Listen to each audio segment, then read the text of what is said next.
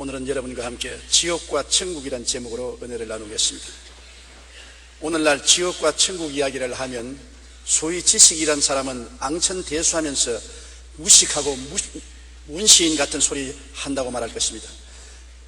인간 지식과 과학이 이처럼 발달한 시대에 웬 호랑이 담배 먹던 이야기를 하냐고 할 것입니다. 그러나 그렇게 간단하지 않습니다. 그렇게 쉽게 정지해서는 안 됩니다. 왜냐하면 우리는 눈들어 왜 듣지 못하느냐, 귀들어 왜 보지 못하느냐고 꾸짖으면 정상적인 사람이라고 생각하지 않습니다. 왜냐하면 눈은 듣기 위해서 만들어지지 않고 귀는 보기 위해서 만들어졌지 않기 때문에 그런 것입니다.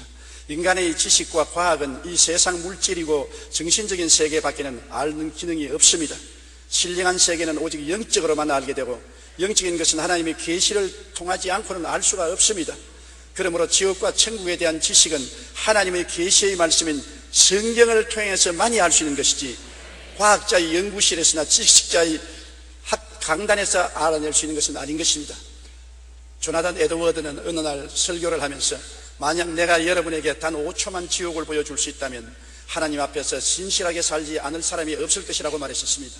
아마 조나단 에드워드는 직접 지옥을 체험한 것 같습니다. 존 웨슬레도 가장 효과적인 설교는 지옥을 설명하는 것이라고 말했었습니다. 유명한 철학자 임마누엘 칸트는 이런 말을 했습니다. 이 세상에서 부조리하고 불공정한 처사를 볼 때마다 천국과 지옥은 반드시 있어야 한다고 생각한다고 그렇게 말했었습니다. 예수께서 말씀하신 부자와 거지 나사로의 이생의 삶과 후생의 삶은 참으로 흥미진진합니다. 예수님께서 말씀하시기를, 한 부자가 있어 자색 옷, 즉 권력자가 입는 옷을 입고 또 가는 배옷, 굉장히 부자들만 입는 옷을 입고 날마다 화롭게 지냈습니다. 왜냐하면 권력이 있지요, 돈이 있으니까 그걸 가지고서 하나님 생각은 전혀 하지 않고 자기 중심으로, 쾌락 중심으로 주지육림에 빠져서 살았습니다. 그런데 나사로라 이름만 한 거지가 헌데투성이로 그의 대문 앞에 버려진 채 부자의 상에서 떨어진 것으로 배불리려 하였었습니다.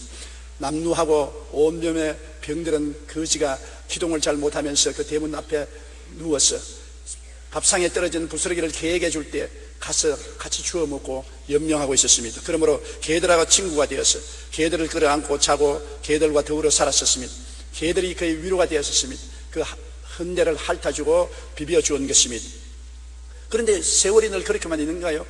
거지가 마음이 비고 몸이 아프니까 자연히 찾을 것은 하나님과 선지자의 말씀을 찾을 수밖에 없는 것입니다. 이때는 구약시대의 예를 들어 말하는 것입니다. 예수님 십자가 전의 이야기니까.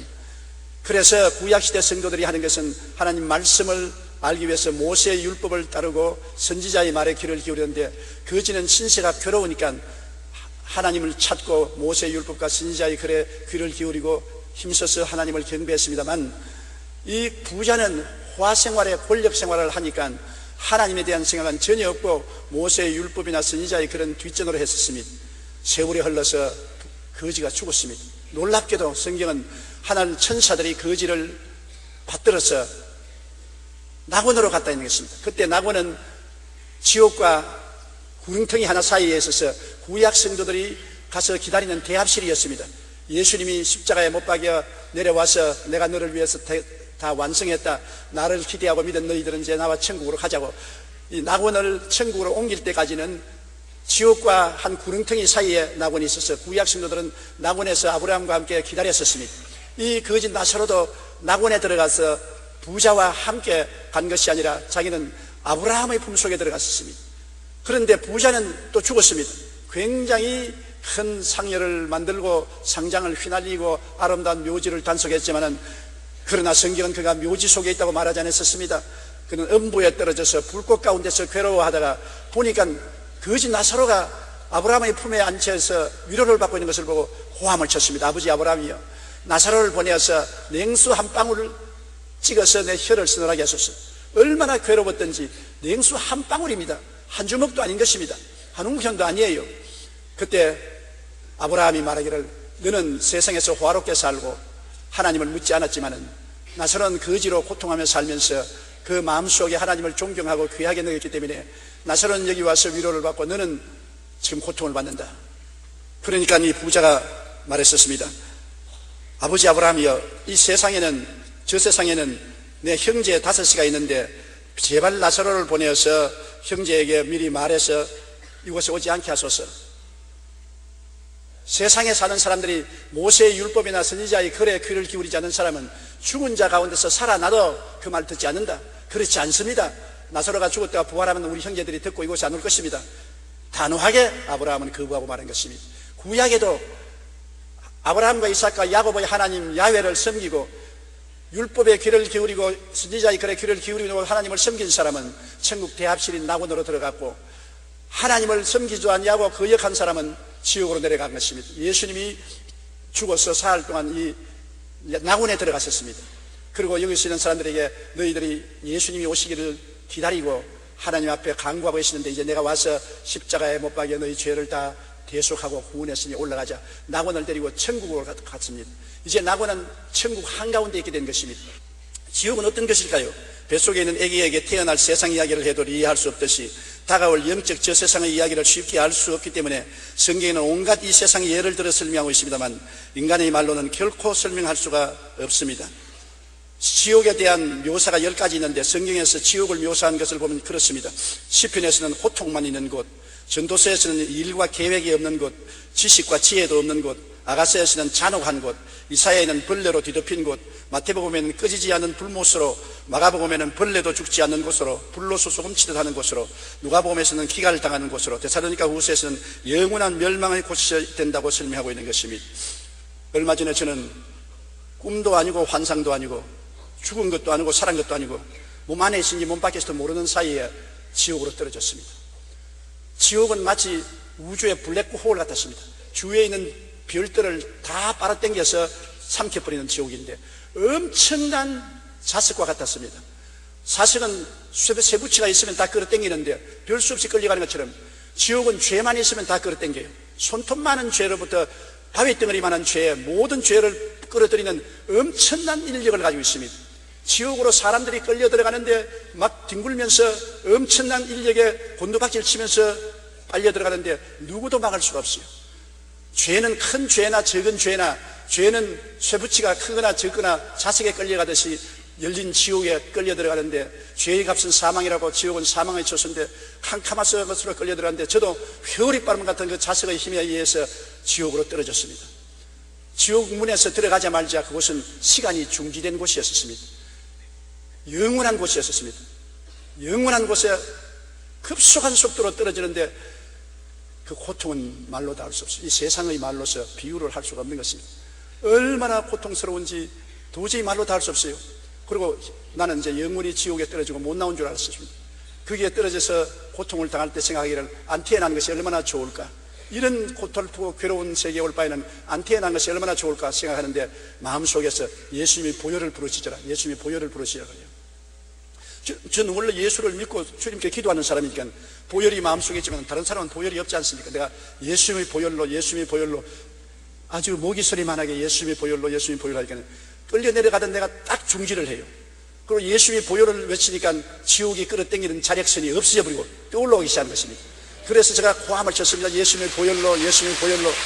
그러니까 예수님의 보혈의 능력을 말할 때마다 떠올라와서 지옥의 세력이 끊어지고 나중에 세상으로 탁 나와서 정신을 착 차리는데 영원의 세계를 여행하고 온 같은 기분을 느꼈었습니다. 도저히 형언할 수 없는 그러한 느낌을 느껴서 제가 수첩을 내어서 그 감정을 적었었습니다. 그것을 여러분과 나누고자 하는 것입니다. 지옥은 절대 단절의 처소인 것입니다. 지옥에는 하나님 생각도 할 수 없어요. 이 세상에 하나님을 믿지 않는 사람은 하나님 생각도 할 수 없고, 마음에 보혈이 없는 사람은 교회 아무리 왔다 갔다 하고 형식을 지켜도 소용이 없어요. 지옥은 눈꽃만큼 죄만 있어도 끌려 들어갑니다. 우리 눈꽃만큼 죄도 없이 다 정결케 하는 것은 예수님의 보혈밖에 없는 것을 보았었습니다. 그리스도의 보혈을 믿고 의지하는 사람은 자기의 공로가 아니라 십자가 예수님의 보혈을 공로로 말미암아 죄가 하나도 없이 마귀가 참수할 수 없는 그런 희고 의로운 옷을 입고 있기 때문에 지옥에서 떠올라오는 것입니다. 보혈의 능력밖에 없는 것입니다. 흑암의 세력을 이길 수 있는 것은 보혈의 능력밖에 없는 것입니다. 보혈을 모르는 사람은 거기에 내려가서 영원히 올라올 수 없습니다. 단절의 세계입니다. 하나님에 대한 것, 세상에 대한 것, 완전히 단절인 것입니다. 그리고 이웃과의 대화도 헛된 것입니다. 공간밖에 없습니다. 이웃이 다 그 고통 속에 있는데 대화가 됩니까? 다 곤두박질 치면서 몸부림치는데 대화가 됩니까? 지옥에 여러분 불이 나는 바깥에서 타는 줄 알았는데 밖에서 타는 것이 아니에요. 유황불이 속에서 타올라오는 것입니다.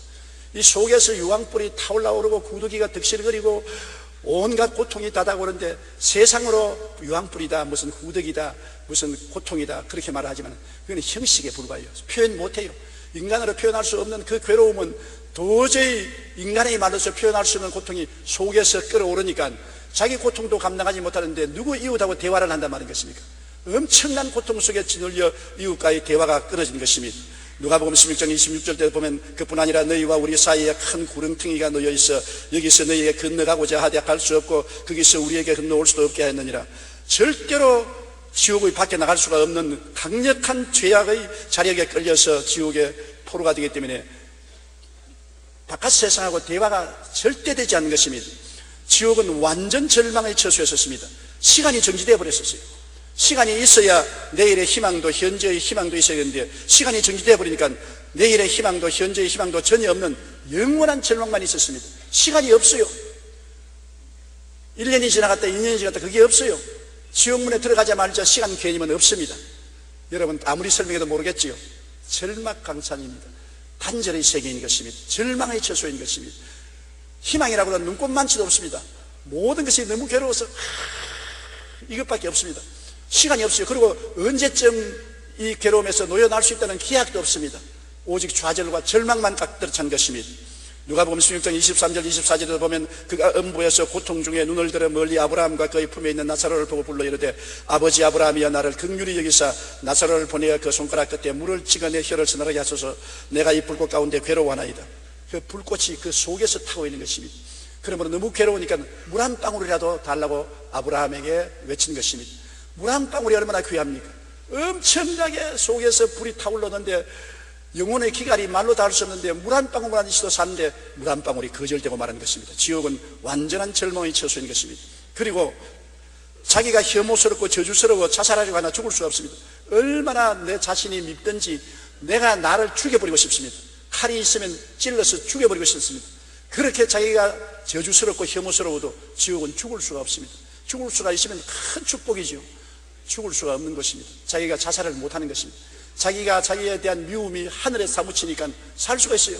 이 세상에도 자기를 비하하고 자기를 미워하는 사람이 우울증에 걸리고 자살하는 것처럼 지옥에는 자살을 할 수 없으니까 괴롭지 않습니까? 마가복음 9장 48절로 49절에 예수님께서 거기에서는 구더기도 죽지 않고 불도 끄지지 아니하느니라 사람마다 불로서 소금치듯 함을 받으리라. 이 말이 나는 뭔지 몰랐는데 죽는 것이 없어요. 구더기 같은 죄악의 죄책이 끄지지도 아니하고 불도 끄지지도 아니하고 모든 사람이 너무 괴통스러우니까 호함치고 몸부림치며 소금치듯 몸부림치며 저도 막 몸을 비틀고 그냥 앞으로 엎드렸다가 뒤로 누웠다가 옆으로 기었다가 자빠졌다가 온갖 짓을 다 해도 조금도 도움이 되지 않았었습니다. 지옥에서 회개나 후회가 할 수 있으면 좋겠는데 아무리 회개하려도 회개할 수 없고 후회하려도 후회할 수 없어요. 시간이 중지된 곳이라 과거의 일을 회개할 수도 없고 후회할 수도 없어요. 세상에서는 우리가 회개할 수 있고 후회할 수 있지 않습니까? 회개도 못하고 후회도 못하므로 자기의 상황이 변화될 수가 없는 것입니다. 회개할 사람은 이 땅에 있을 때 회개해야 돼요. 지옥에 들어가면 회개할 줄 알아도 회개가 없고 후회가 없어요. 히브리서 6장 6절에 타락한 자들은 다시 새롭게 하여 회개하게 할 수 없나니 이는 그들이 하나님의 아들을 다시 십자가에 못 박아 드러내놓고 욕되게 함이라. 지옥에 들어가면 회개할 수 없기 때문에 새롭게 될 수가 없는 것입니다. 영원한 그 고통 속에 몸부림치는데 가벼운 죄를 지은 사람은 조금 지옥의 가장 맨 밑바닥에서 떠있고 그 죄의 중량에 따라서 흡인력이 달라요. 큰 죄는 강한 흡인력으로 끌려 들어가고 적은 죄는 좀 더 중간에 있지만 고통은 다 똑같아요. 그리고 형언할 수 없는 버림받은 고통은 말로 다 할 수 없어요. 여러분 절망, 나는 버림받았다. 그것이 영혼 속에 꽉 들어찼습니다. 나는 하나님께 버림받고 세상에서 버림받고 이웃에게 버림받고 전혀 내 자신에게도 버림받고 보통은 아무리 버림받아도 자기가 자신은 버리지 않지 않으니까 자기 자신은 자꾸 보호하고 변명하는데 그것도 없어요. 하나님께로부터 세상으로부터 이웃으로부터 자기 자신으로부터 버림받아 전적으로 철저히 버림받은 몹시 상상할 수 없는 고통이 있었습니다. 누가복음 16장 27절 28절에 이르되 그러면 아버지여 구하노니 나사로를 내 아버지의 집에 보내소서. 내 형제 다섯이 있으니 그들에게 증언하게 하여 그들로 이 고통을 받는 것을 오지 않게 하소서. 그러나 버림받은 그 기도를 들어줬습니까? 단호하게 노했습니다. 버림받은 처소인데요, 기도가 무엇이며 응답이 무엇입니까? 있을 수가 없는 것입니다. 데살로니가 후서 1장 8절로 9절에 하나님을 모르는 자들과 우리 주 예수의 복음에 복종하지 않은 자들에게 형벌을 내리시리니 이런 자들은 주의 얼굴과 그의 힘의 영광을 떠나 영원한 멸망의 형벌을 받으리라. 영원한 형벌의 멸망이라니까 여러분, 하루 이틀의 형벌이 아닌 것입니다. 영원한 형벌. 왜냐하면 시간이 없는 거니까. 지옥은 시간이 중지되는 곳이니까. 그 고통은 하루 이틀의 고통이 아니라 영원한 고통인 것입니다. 몸부림치는 것입니다. 영원히 그 고통 자체 속에 존재하는 삶이란 엄청난 것입니다. 희망이 있어야죠. 좀 지나면 좋아질 것이다. 세월이 흘러가면 좀 나아질 것이다. 좀 지나면 변화가 올 것이다. 이런 것이 없습니다. 그 극한 고통이 영원히 계속되는 것입니다. 그 절망과 그 좌절과 그 버림받은 심령과 그 괴로움은 도저히 말로서 표현 못합니다. 저는 그때 느낀 것은 뭐냐면 정말 지옥 갈 바에 안 태어난 것이 좋다. 지옥에 가서 자살해달라 했으면 얼마나 좋겠는가. 이것은 살 수도 없고 죽을 수 없습니다. 그게 문제입니다. 살 수도 없고 죽을 수도 없는데 살아있어요. 얼마나 고통스러운지 미꾸라지에 소금 치듯이 몸부림을 치고 발부둥을 치는데 그것이 한두 시간 하는 것이 아니라 영원히 계속하는 것입니다. 자지도 아니하고 쉬지도 않습니다. 하나님이 그렇게 만든 것이 아니라 자기 속에 있는 죄가 지옥불에 타면서 그렇게 만드는 것입니다. 태양이 항상 공중에 떠 있어 수억만 년 동안 저렇게 불빛을 내는 것처럼 억만 년 동안 시간이 없이 속에 죄가 불타는 것입니다. 왜? 죄를 씻을 보혈이 없기 때문인 것입니다. 죄는 영원히 타는 원자 핵과 같아서 끌 수가 없습니다. 죄는 이 세상에 예수님 보혈로 끌 수 있는 것입니다. 보혈이 없는 곳에 죄를 끌 수가 없으니까 영원히 불타는 것입니다. 이러한 표현은 자체가 수박같은 할기가 불과합니다. 정말 몸서리치는 곳이 지옥입니다. 요한계시록 21장 8절에 두려워하는 자들과 믿지 않은 자들과 흉악한 자들과 살인자들과 음행하는 자들과 점술가들과 우상숭배자들과 거짓말하는 모든 자들은 불과 유황으로 타는 못에 던지리니 이것이 둘째 사망이라. 첫째 육체가 죽는 것은 아무것도 아니에요. 하나님께 버림받아서 지옥에 떨어진 것은 둘째 사망으로서 그 고통은 말로 다 할 수 없습니다. 히랍 신화에 지옥에서 고생하는 인물 중에 탄탈로스와 시지부스가 제일 유명합니다. 왕이었던 탄탈로스는 지옥에서 목까지 잠기는 물속에 있는데 바로 코 밑에 먹음직한 열매가 달린 나무가지가 드리워져 있습니다. 탄탈로스가 목이 말라 물을 마시려고 하면 목을 굽히면 물은 순식간에 땅 밑으로 쫙 빨려 들어가고 과일을 따버리고 손을 뻗치면 나무가지는 바람에 날려 휙 하늘로 올라가고 탄탈로스는 바로 코앞에 물과 맛있는 열매가 있지만 영원히 굶주림과 갈증에 시달려야만 하는 것입니다. 정말입니다. 소원이 하나도 이루어지지 않은 것입니다. 소원이 눈꼽만치도 이루어지지 않은 것이 지옥인 것입니다. 그리고 시지부스는 알베르 까미가 소설에도 묘사했는데 고린도의 왕으로 불의와 부조리를 일삼았던 것입니다. 이제 지옥에서 시지부스는 가파른 비탈길에 저 아래에서 커다란 바위를 밀어 올리는데 있는 힘을 다해 꼭대기까지 겨우 밀고 올라가면 바위는 아래로 굴러 떨어집니다. 다시 온 힘을 다해서 이 가풀막을 바위를 밀어 올리면 정상을 코앞에 두고 바위는 또 밑으로 떨어지는 것입니다. 시지부스는 영원히 이 일을 해야 됩니다. 그것을 말하면 영원한 고통인 것입니다. 히랍 신화에서도 지옥을 묘사할 때 이런 고통으로 묘사한 것입니다. 탄탈로스와 시지부스가 당하는 고통과 같이 영원히 고통 그 자체 속에 존재하는 삶으로 몸서리쳐지는 것이 지옥인 것입니다. 저는 일생을 목회하면서 지옥에 대한 설교를 별로 안 했습니다. 성경에 보니까 지옥도 있을만하구나 그런 생각이 많이 났어요. 뭐 불타면 좀 피하면 안 되겠나, 벌레가 부글거리면 벌레를 좀 피하면 되겠지, 별로 심각하게 생각했는데 제가 순식간에 지옥으로 떨어져서 얼마나 있었는지 모르겠지만 그 지옥에서 당하는 고통은 말로서形容할 수 없었습니다. 나는 깨어나자마자 모든 세상 사람들에게 지옥에 가지 말라고 경고해야 되겠다, 불타는 사명감을 느꼈었습니다. 여러분, 죄를 지을 때는 이 세상에 일종의 환락이 있는 것 같지만 그것이 나중에 엄청난 지옥으로 끌려가는 재료가 된다는 것을 알아야 되는 것입니다. 지옥에 가보니까 큰 죄도 끌려 들어가고 조그마한 티끌 같은 죄도 결국은 그 자력선에, 지옥의 흡인력에 끌려 들어가요. 지옥은 죄를 끌어들이는 자력선이에요. 그러므로 나 요즘 한쯤 죄 지어도 괜찮겠지, 천만에요. 오직 죄를 희게 씻어버리고 없는 듯이 만드는 것은 예수님의 보혈밖에 없습니다. 예수님의 보혈로 의롭다함을 얻는다는 것입니다. 의롭다는 것은 죄를 한 번도 안 지은 상태를 말하는 것입니다. 하나님 앞에 부끄럼 없이 설 수 있는 상태, 그리고 마귀가 참수할 수 없는 상태가 의의 상태인 것입니다. 이 의는 인간의 노력도 안 되고 공부로도 안 되고 수양과 도덕으로도 안 되고 호행으로도 안 되고 무엇으로도 인간은 노력으로서는 아무것도 할 수가 없는 것입니다. 오직 예수님의 보혈밖에 없는 것입니다.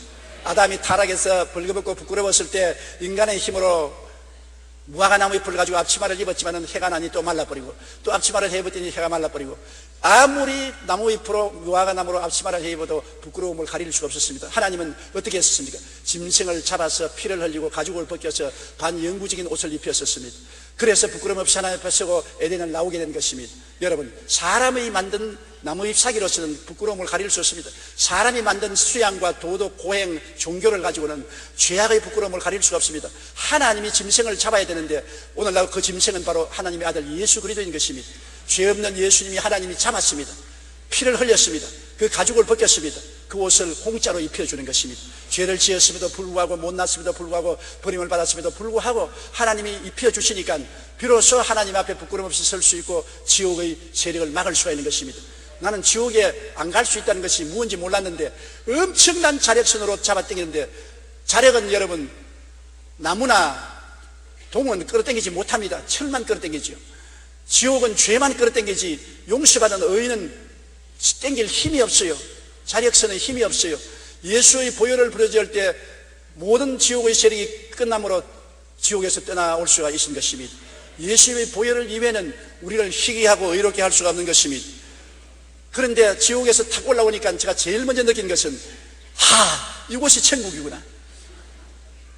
예수 믿고 이 세상에 사는 것 별로 천국으로 생각 안 했습니다. 어떤 때는 고달프기도 하고 피곤하게 하고 짜증나기도 하고 실정이 나기도 하고 그랬는데, 웃기는 소리, 지옥에 잠시 갔다 나오니까 천국이 다른 것이 아니라 이 세상에서 예수 믿고 사는 것이 천국이구나. 천국은 예수님 안에 있는 곳입니다. 아무리 미사역으로 표현해도 예수님이 안 계신 곳에는 천국은 없습니다. 우리가 예수님 안에 들어가면 갈수록 더 깊은 천국을 체험하게 되며, 천국은 지금 여기서 체험하는 것입니다. 우리가 천국은 황금 보석길 12진주문, 웃기는 소리 합니다. 황금 보석이 있고 12진주문이 있어도 내 속에 지옥이 활활 타면은 그곳이 지옥인 것입니다. 이 지옥불을 끄고 우리를 구출할 분은 예수님밖에 없습니다. 예수님이 있으면 지옥에서도 천국이 돼요. 내가 거기 가보니까 예수님이 보혈을 부르니까 지옥이 아무 힘도 없습니다. 지옥이, 예수님이 보혈이 없는 곳에 지옥이 힘을 발하지, 예수님이 보혈을 말할 때는 지옥은 아무 힘도 없었습니다. 아무리 천국이 황금 보석길 12진주문이 있어도 예수님이 없으면 그 자리가 지옥이 되고 마는 것입니다. 우리 속에 지옥이 타는 것입니다. 지옥은 바깥에서 오는 것이 아니라 속에서 불탑니다.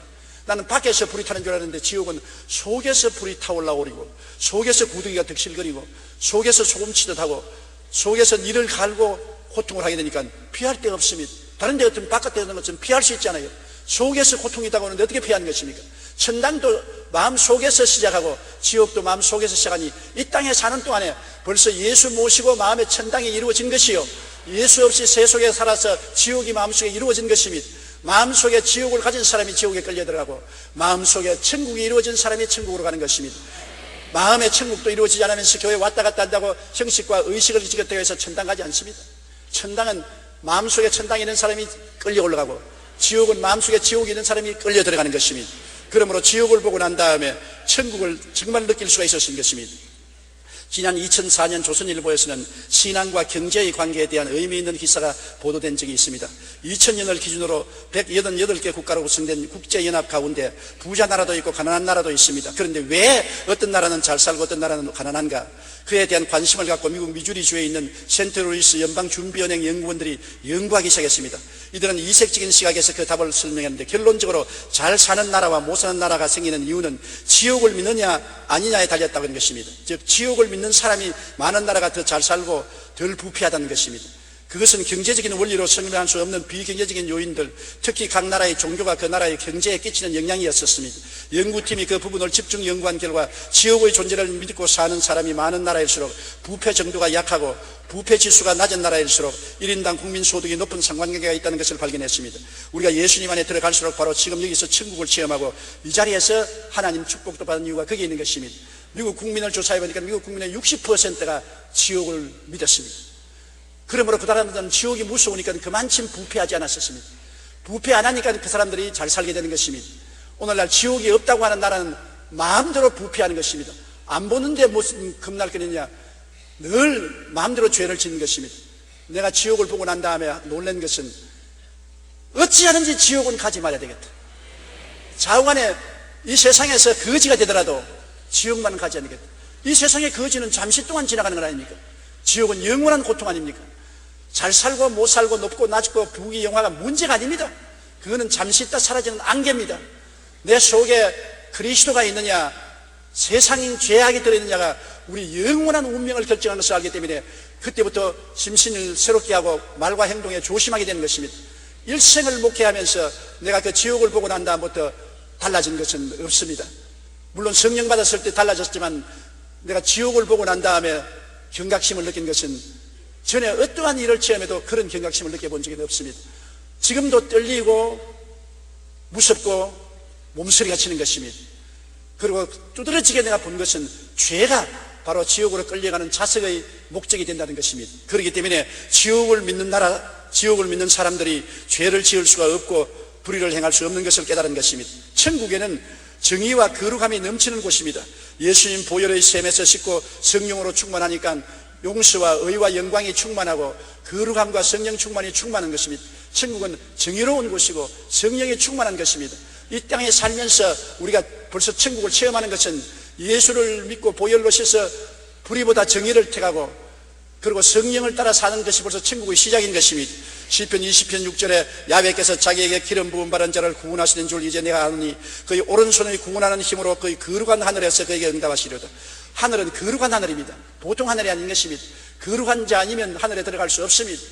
누가 거룩합니까? 성령이 왔어야 거룩하게 되는 것입니다. 인간의 힘으로 멀리 떨어져 산다고 해서 거룩하게 되는 것 아닙니다.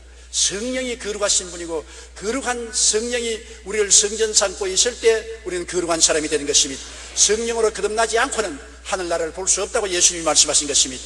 요한계시록 21장 10절에 성령으로 나를 데리고 크고 높은 산으로 올라가 하나님께로부터 하늘에서 내려오는 거룩한 성 새 예루살렘을 보니, 하늘에서 온 예루살렘은 거룩한 성입니다. 성령 받은 사람들이 살 수 있는 성이 되는 것입니다. 성령은 예수 그리스도의 보혈로 씻은 사람만이 성령이 임하지, 교회 왔다 갔다 하고 의로운 생활 인간의 힘으로 한다고 해서 성령 받지는 못합니다. 천국은 한없는 평화의 곳입니다. 그 불안과 고통이 소용돌이치는 곳에서 세상에 딱 나오니까 그 평안함이 얼마나 큰지요. 예수님이 마음속에 계시다는 그 평안, 잘관 살든지 죽든지 흥하든지 망하든지 예수님 안에 있어야 되고, 그 평안이 이루 말할 수 없는데 진짜 천국에 들어가면 그 평안이 말로 닿을 수 없지요. 요한계시록 14장 13절에 또 내가 들으니 하늘에서 음성이 나서 이르되 기록하라, 지금 이후로 주 안에서 죽는 자들은 복이 있도다 하심에 성령이 이르시되 그러하다 그들이 수고를 거치고 쉬리니 이는 그들의 행한 일이 따름이라 하시더라. 쉬는 것입니다. 고통치고 몸부림치고 고함치고 발버둥 치는 것이 아니라 편안하게 어린아이가 어머니 뱃속에서 물에 둥둥 떠 있는 것처럼 편안한 것이 천국인 것입니다. 이 세상에 행복도 그러지 않습니까? 돈 많다고 행복하지 않습니다. 권력이 있다고 행복하지 않습니다. 부귀 영화가 있다고 행복하지 않는 것입니다. 마음의 평화가 있어야 행복한 것입니다. 평안이 없는 돈이나 집이나 명예나 권세는 아무짝에도 소용이 없는 것입니다. 초가집에 산나물 먹고 살아도 마음에 평안이 있으면 편안하게 잠자고 행복하게 살 수가 있는 것입니다. 천국은 한없는 평안이 있는 것입니다. 그리고 천국은 슬픔이나 고감이 없는 끝없는 기쁨의 곳인 것입니다. 왜냐하면 시간이 정지되는 곳이기 때문에, 예수님 안에서 기쁨을 얻었기 때문에 그 기쁨은 영원히 계속되는 것입니다. 시간이 없습니다. 시간이 정의되는 곳이 천국이요 지옥인데 한 번 기뻐지면 영원히 기뻐지는 것입니다. 우리는 이 세상에 기뻤다가 곧 슬픔이 오고 좋았다가 또 범상으로 돌아가는데, 천국은 한 번 기쁘면 영원히 기쁜 곳인 것입니다. 요한계시록 21장 3절로 4절에 내가 들으니 보좌에서 큰 음성이 나서 이르되 보라, 하나님의 장막이 사람들과 함께 있으며 하나님이 그들과 함께 계시리니 그들은 하나님의 백성이 되고 하나님은 친히 그들과 함께 계셔서 모든 눈물을 그늘에서 닦아주시니 다시는 사망이 없고 애통하는 것이나 고하는 것이나 아픈 것이 다시 있지 아니하리니 처음 것들이 다 지나갔습니다. 세상이 다 지나가버려 말았었어요. 지옥에도 들어가면 세상 것이 다 지나가고 천국도 들어가면 세상 것이 다 지나가서 세상의 생로병사, 고하고 슬프고 고통스러운 것은 다 꿈에 본 듯 잊어버리고 그리스도와 더불어 영원히 사는 것이 바로 천국인 것입니다. 천국에는 빛만 있고 어두움이 다시 없습니다. 빛만 있다는 것은 미움이 없다는 것입니다. 어떤 성자가 자기 제자들을 불러놓고 아침이 오는 것을 어떻게 아느냐, 그러니까 한 제자가 빛이 환하면 아침이 옵니다. 틀렸어. 또 한 제자가 선생님 내가 말씀하죠. 나무나 풀이나 꽃이나 나비나 벌들이 눈에 보이면 아침이 온 것입니다. 틀렸다. 온갖 사람들이 아침이 온 것에 대해서 여러 가지 말을 하는 것입니다. 태양이 떠오르면 아침이 온다든지, 그럼 선생님 어떻게 하면 아침이 옵니까? 아침이라는 것은 눈앞에 지나가는 사람들이 다 내 친구로 보일 때 아침이 오는 것이다. 그거 참 올바른 말입니다. 미움이 없어야 천국이 오는 것입니다. 전부 사랑하는 친구들이 되면은 천국이 오는 것입니다. 천국에는 미워하는 사람이 없어요. 빛만 가득합니다. 하나님은 빛이신데 하나님은 사랑이시지 않습니까? 사랑만 가득한 곳이 천국이지, 천국에는 미움이 전혀 없는 곳이 천국입니다. 그러니 사랑하고 사랑받을 때 얼마나 좋습니까? 천국은 사랑만이 충만한 곳입니다. 요한계시록 22장 5절에 다시 밤이 었겠고 등불과 햇빛이 쓸데없으니 이는 주 하나님이 그들에게 빛이심이라. 그들이 세세토록 왕노릇하리로다. 세세토록 주님과 함께 왕노릇하는 것이 천국인 것입니다. 천국은 지극히 아름답고 조화로운 것입니다. 천국은 모든 것이 아름답고 조화로운 것입니다. 조화로운 음악 소리가 천지에 퍼지고 모든 것이 조화로운 것입니다. 한번 제가 부흥회 갔다가 밤에 자다가 꿈에 천당 입구에 들어가 보았는데, 내가 천당 입구인 줄 모르고 있는데 내가 손을 펴보니까 손이 다 방실방실 웃고 있어요. 이상하다. 손등을 보니 손들이 방실방실 웃고 있어요. 그 다음 하늘을 보니까 하늘이 방실방실 웃고 있어요. 주위를 보니까 주위가 다 방실방실 웃고 있어요. 모든 것이 방실방실 웃고 있어서 이거 왜 이러나, 천당은 웃는 곳인가? 천당들이 몰랐는데 천사가 그러면서 내가 지금 천국 대할치려 와 있다 그랬거든. 천국은 웃는 곳이에요. 모든 것이 기쁘고 조화롭고 아름다운 것이 천국인 것입니다. 요한계시록 21장 2절에 또 내가 보며 거룩한 새 예루살렘이 하나님께로부터 하늘에서 내려오니 그 준비한 것이 신부가 남편을 위해서 단정한 것 같더라. 일생의 여자가 가장 자기를 아름답게 단정하는 것은 결혼할 때 아닙니까? 천국은 영원히 결혼한 신부와 같이 아름다운 것입니다. 사랑이 넘치고요. 요한계시록 22장 3절로 4절에 다시 저주가 없으며 하나님과 그 어린 양의 보좌가 그 가운데 있으리니 그의 종들이 그를 섬기며 그의 얼굴을 볼 터이요 그 이름도 그들의 이마에 있으리라. 그리고 천국이 좋은 것은 지치지 않고 피곤치 않고 낡아지지 않는 것입니다. 세월이 지나도 영원히 새로운 것이다. 여러분, 사람들은 새 집에 들어가면 좋지 않습니까?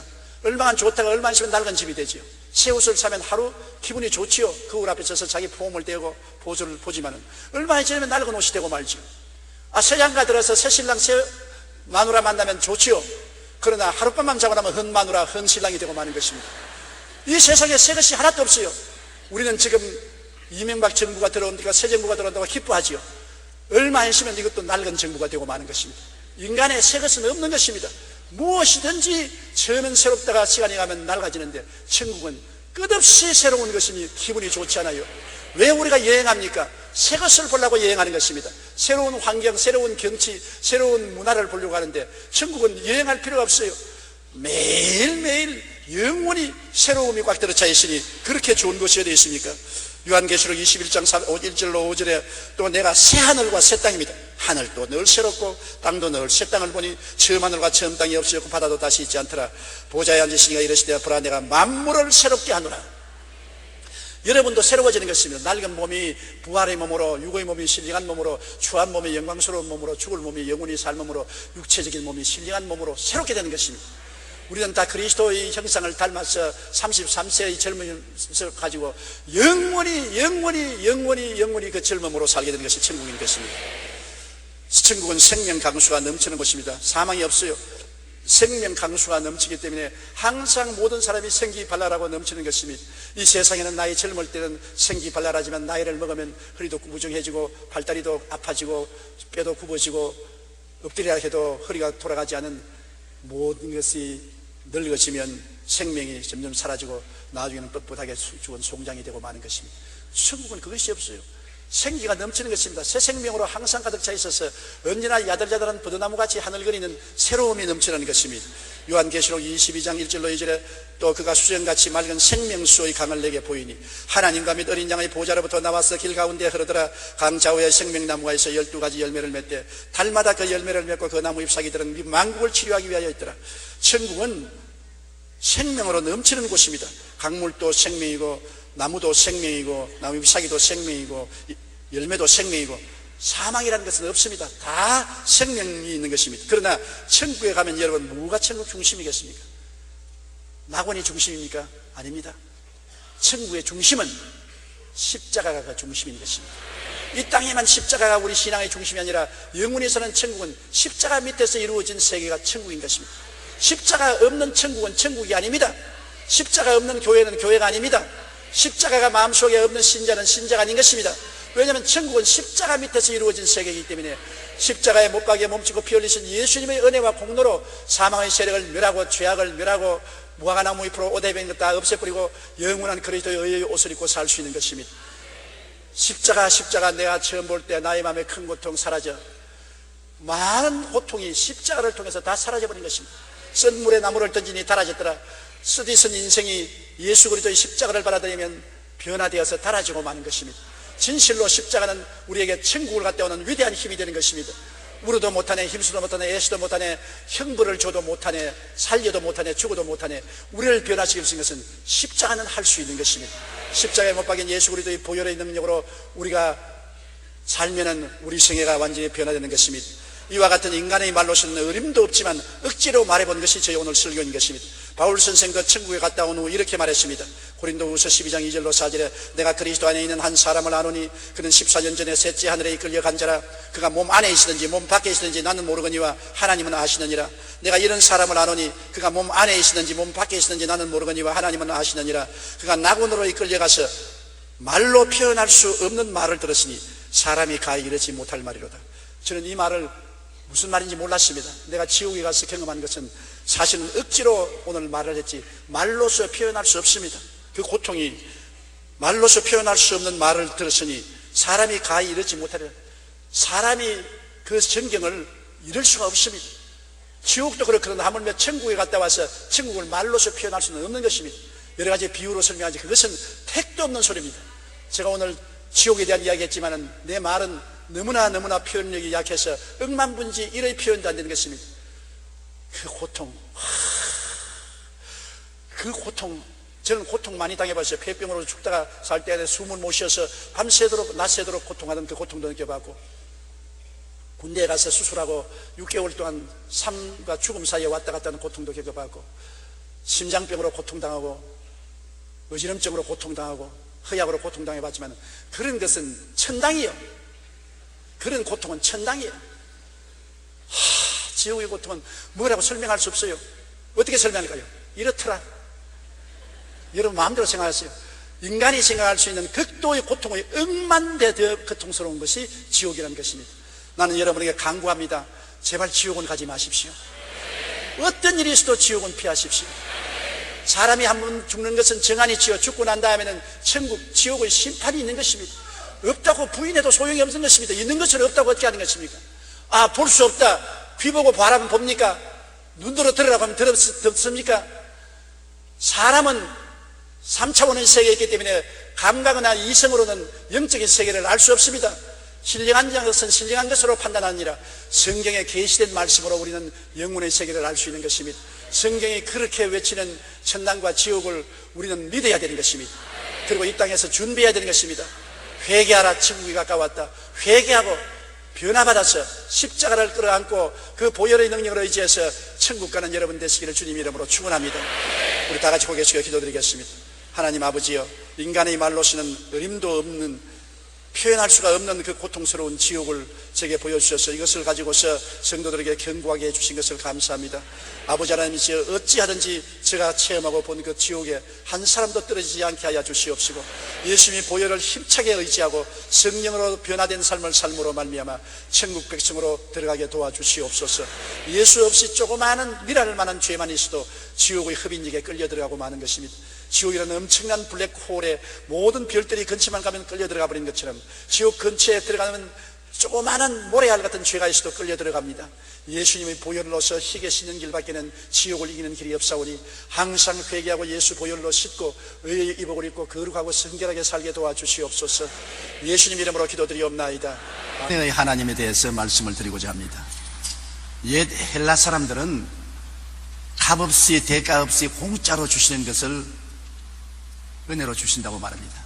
세상 사람들은 말하기를 이 세상에 공짜는 없다고 그렇게 말을 하는데, 우리 하나님에 관한 한 하나님은 우리에게 은혜를 공짜로 주시는 것입니다.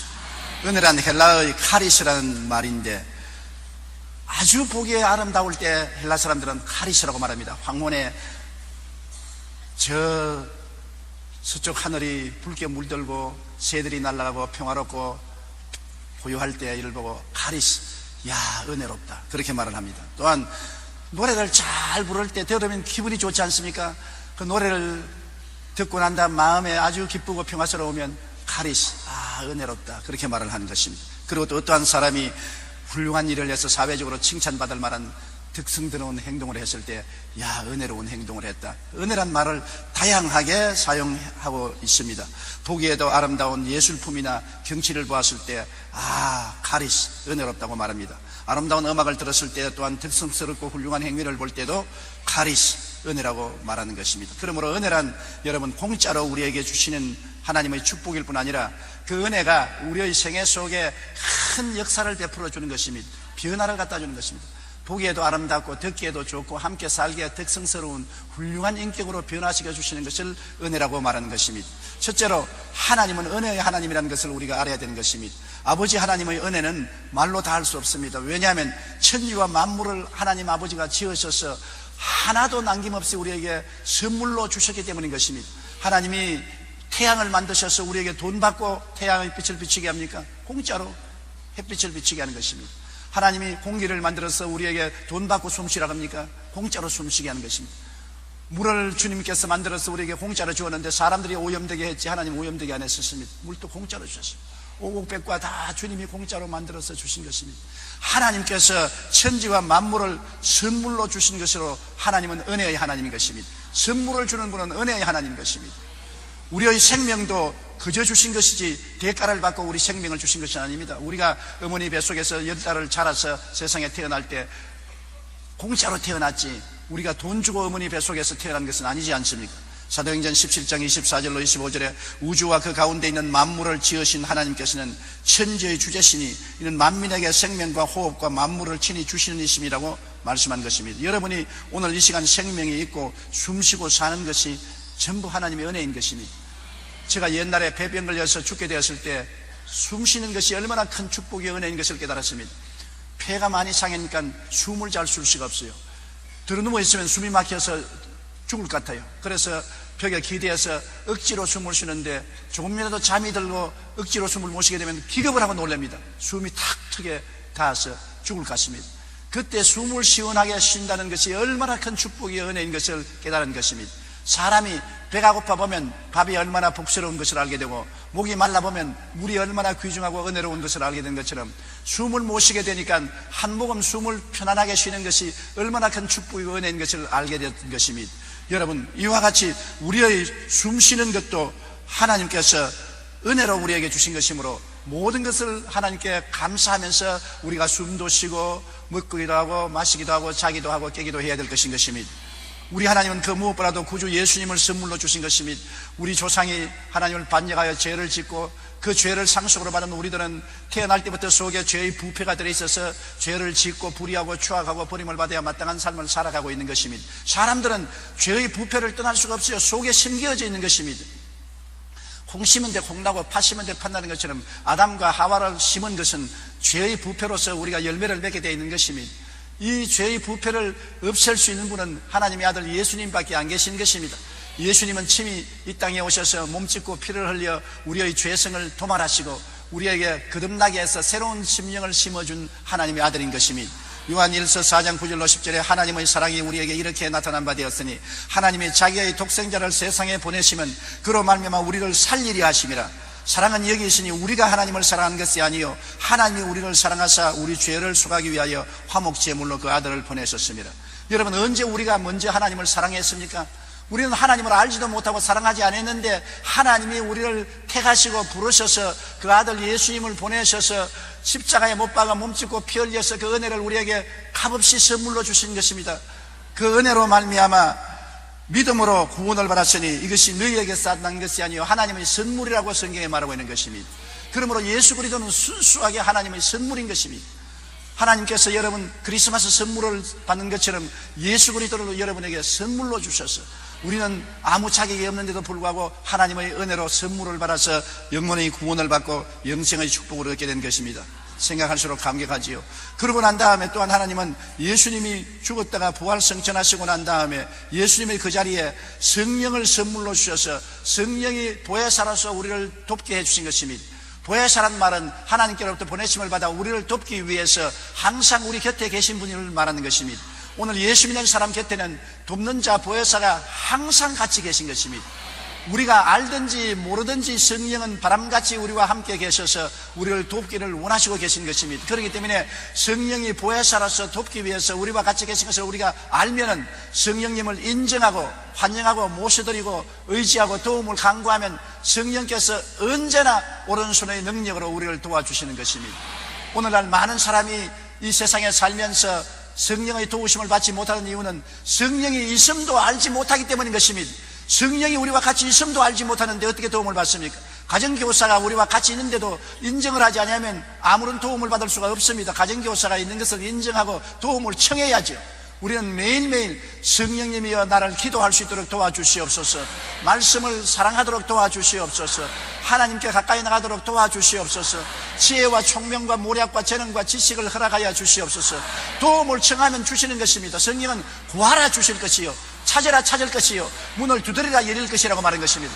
구하지 않은데 주지 않습니다. 찾지 않은데 찾게 하지 않습니다. 문을 두드리지 않은데 열어주지 않는 것입니다. 오늘날 너무 많은 사람들이 하나님의 도움을 구하지 않기 때문에 받지 못하는 것입니다. 없는 것은 구하지 않기 때문에 없다고 말하는 것입니다. 성령을 선물로 주신 것을 감사해야 됩니다. 사도행전 2장 17절에 하나님이 말씀하시기를 말세 내가 내 영을 모든 육체에 부어주리니 너희 자녀들은 예언할 것이요 너희 젊은이들은 환상을 보고 너희 늙은이들은 꿈을 꾸리라고 말했었으며, 사도행전 2장 38절에 너희가 회개하여 각각 예수 그리스도 이름으로 침례를 받고 죄사함을 받으라 그리하면 성령을 선물로 받으리라. 대가를 주고 선물을 받는 것이 아니라 공짜로 선물로 받는 것입니다. 우리가 죄사함을 받고 나면은 하나님이 선물을 주시는데 성령을 보내주시는 것입니다.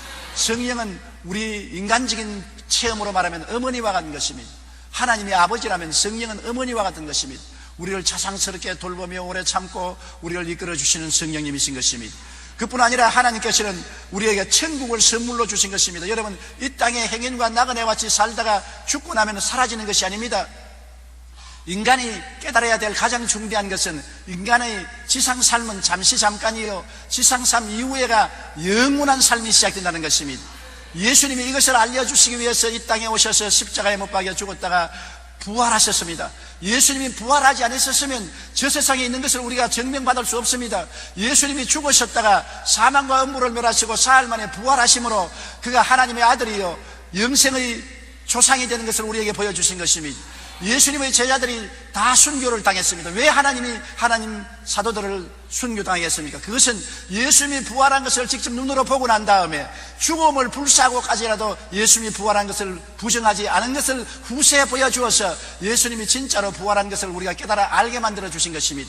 그냥 예수님이 부활했다면 우리가 안 믿을지도 모릅니다. 그러나 부활한 예수님을 직접 만나고 함께 식사를 하고 대화를 하는 그 제자들은 나중에 예수 그리스도의 부활을 전가하다가 하나 없이 잡혀서 목숨을 바치는 것입니다. 예수님이 부활했다고 증거만 안 하면 살려주겠다는데도 불구하고 우리는 예수님이 부활한 것을 눈으로 보고 그 말씀을 듣고 손으로 만져보고 함께 식사를 나눈 우리들이기 때문에 부인할 수 없다. 그래서 12명의 제자가 모두 다 순교를 당했었습니다. 이를 통해서 보게 될 때 예수님의 부활은 우리가 확실한 사건인 것을 알 수 있는 것입니다. 이 부활 사건을 통해서 우리에게는 천국이 있는 것을 의심하지 않고 믿을 수가 있는 것입니다. 그리스도를 통해야 천국에 갈 수 있고 예수를 저버리면 천국에 가지 못하고 영원한 지옥에 떨어지는 것입니다. 눈물과 고통과 탄식과 고통이 끊이지 않는 그 지옥에 떨어진다는 것이 얼마나 무섭습니까? 예수님은 요한복음 14장 1절로 3절에 말씀하기를 너희는 마음에 근심하지 말라. 하나님을 믿으니 또 나를 믿어라. 내 아버지 집에 거할 곳이 많도다. 그렇지 않으면 너희에게 일렀으리라. 내가 너희를 위하여 거처를 예비하러 가노니 가서 너희를 위하여 거처를 예비하면 내가 다시 와서 너희를 내게로 영접하여 나 있는 곳에 너희도 있게 하리라고 말씀한 것입니다. 예수님이 지금 계신 천국에 여러분과 저를 데리고 가서 함께 있게 만들어주겠다고 약속하셨으니 우리가 예수 믿으면 걱정할 것이 없지 않습니까? 이 땅에 사는 동안에 아무리 고통과 괴로움이 많다고 하더라도 이 땅의 삶이 영원히 계속되는 것은 아닙니다. 이 땅의 삶은 언제고 끝나고 마는 것입니다. 사람이 살면 70이요 강건하면 80입니다. 그 고생과 수고의 날이 지나고 난 다음에 주님께서 영원한 평안과 기쁨의 처소인 천국으로 우리를 이끌어 주겠다고 약속하시고 그것을 대가를 받고 주신 것이 아니라 선물로 주신 것입니다. 하나님이 만물을 선물로 주시고 그 아들을 선물로 주시고 성령을 선물로 주신 것처럼 천국도 선물로 주셨으므로 믿음으로 받아들이기만 하면 되는 것입니다. 오직 믿음만 요구되는 것입니다. 믿음만 가지면 주의 선물을 받아서 우리는 천국에 들어갈 수가 있는 것입니다. 여러분, 예수님의 은혜를 생각할 때 우리 마음에 감동되지 아니할 수가 없는 것입니다. 하나님의 선물로 세상에 오신 예수님이 우리를 얼마나 사랑했기에 주님이 몸을 찢고 피를 흘렸었습니까? 요한복음 3장 16절로 17절에 보면 하나님의 세상을 이처럼 사랑하사 독생자를 주셨으니 이는 그를 믿는 자마다 멸망하지 않고 영생을 얻게 하려 하심이라. 하나님이 그 아들을 세상에 보내신 것은 세상을 심판하려 하심이 아니요 그로 말미암아 세상의 구원을 받게 하려 하심이라. 여러분을 일일이 따라다니면서 책잡아 심판하려고 한 것이 아니라 여러분의 죄를 대신 청산하고 여러분을 용서하고 구원하기 위해서 예수님이 오신 것입니다. 그러므로 예수님은 구원의 하나님이요 사랑의 하나님이요 영원한 은혜의 하나님이 되시는 것입니다. 자신의 생명을 대속물로 주신 것이니 여러분 얼마나 큰 은혜인 것입니까? 돈을 준 것이 아닙니다. 의복을 준 것이 아닙니다. 주님께서 우리에게 무슨 기술을 가르쳐 준 것이 아닙니다. 당신의 생명을 선물로 준 것입니다. 살을 찌어서 먹여주시고 피를 흘려서 마시게 주신 것입니다. 받아 먹으라 이는 내가 너를 위하여 찢는 살이라고 말씀하시고 받아 마시라 이는 내가 너를 위해서 흘리는 죄사함의 피라고 말씀하신 것입니다. 인자가 온 것은 섬김을 받으려 함이 아니라 도리어 섬기려 하고 자기 목숨을 많은 사람의 대속물로 주려 함이라고 말한 것입니다. 그가 찔리면 우리 허물을 인함이요 그가 상하면 우리 죄악 때문이라. 그가 징계를 받음으로 우리는 평화를 누리고 그가 채찍에 맞음으로 우리는 나음을 입었도다. 예수님의 십자가의 공로로 말미암아 용서와 의와 평강을 선물로 얻었으며 마귀와 세상을 이기고 거룩함과 성령 충만을 선물로 얻었으며 주님 채찍 맞은 공로로 말미암아 치료와 건강을 선물로 얻었으며 주님이 십자가에 매달려 저주받음으로 아브라함의 복을 은사로 받았으며 주님께서 죽었다가 부활하심으로 영생 천국을 선물로 받게 된 것입니다. 예수님 안에서 영혼이 잘되고 범사에 잘되며 강건하고 생명을 얻되 넘치게 얻는 선물을 받게 된 것입니다. 진리를 알지니 진리가 너희를 자유케 하리라고 말씀한 대로 이를 깨달아 알아야 되는 것입니다. 그리고 이것을 마음에 받아들이고 이렇게 하나님이 십자가를 통하여 우리에게 은혜를 주신 것을 꿈꾸고 믿고 입술로 시인하고 나아가면 이 은혜가 여러분 속에 활성화되어 나타나기 시작하는 것입니다. 우리는 예수 그리스도의 십자가의 은혜를 항상 우리 마음속에 간직하고 은혜 속에 살며 은혜의 성령님께 늘 의지하고 살아야 되는 것입니다. 자신을 보혜사로 내주신 성령님은 자신을 어머니로 내주신 여성과 같은 것입니다. 어머니가 어린아이를 얼마나 오랜 인내를 가지고서 똥오줌 받아내시고 돌봐주시고 길러주시지 성령께서 얼마나 오랜 인내력을 가지고 우리의 잘못을 찾아 참으시고 다시 깨우치시고 회개시게 해주시고 하나님께로 나아갈 수 있도록 기도를 해주시고 도와주시는 역사를 성령이 베풀어 주시는 것입니다. 요한복음 14장 16절 18절에 예수께서 말씀하기를 내가 아버지께 구하겠으니 그가 또 다른 보혜사를 너희에게 주사 영원토록 너희와 함께 있게 하시리니 그는 진리의 영이라 내가 너희를 고아와 같이 버려두지 아니하고 너희에게로 오리라. 고아와 같이 버려두지 않고 성령이 우리에게 오신 것은 예수님이 오신 것과 마찬가지인 것입니다. 성령을 통하여 예수님이 오셔서 고아원에 있는 우리처럼 만들지 아니하시고 부모가 있는 어린아이처럼 만들어 주시겠다는 것입니다. 그러므로 우리는 하나님이 죽은 하나님이 아니라 살아계신 하나님이며 이슬련 하나님이 아니라 지금 살아계신 하나님이며 구말리 장천 멀리 계신 하나님이 아니라 우리와 함께 거하시고 우리 속에 계시는 하나님인 것을 인정하고 받아들이고 믿게 되시기를 주님 이름으로 축원합니다.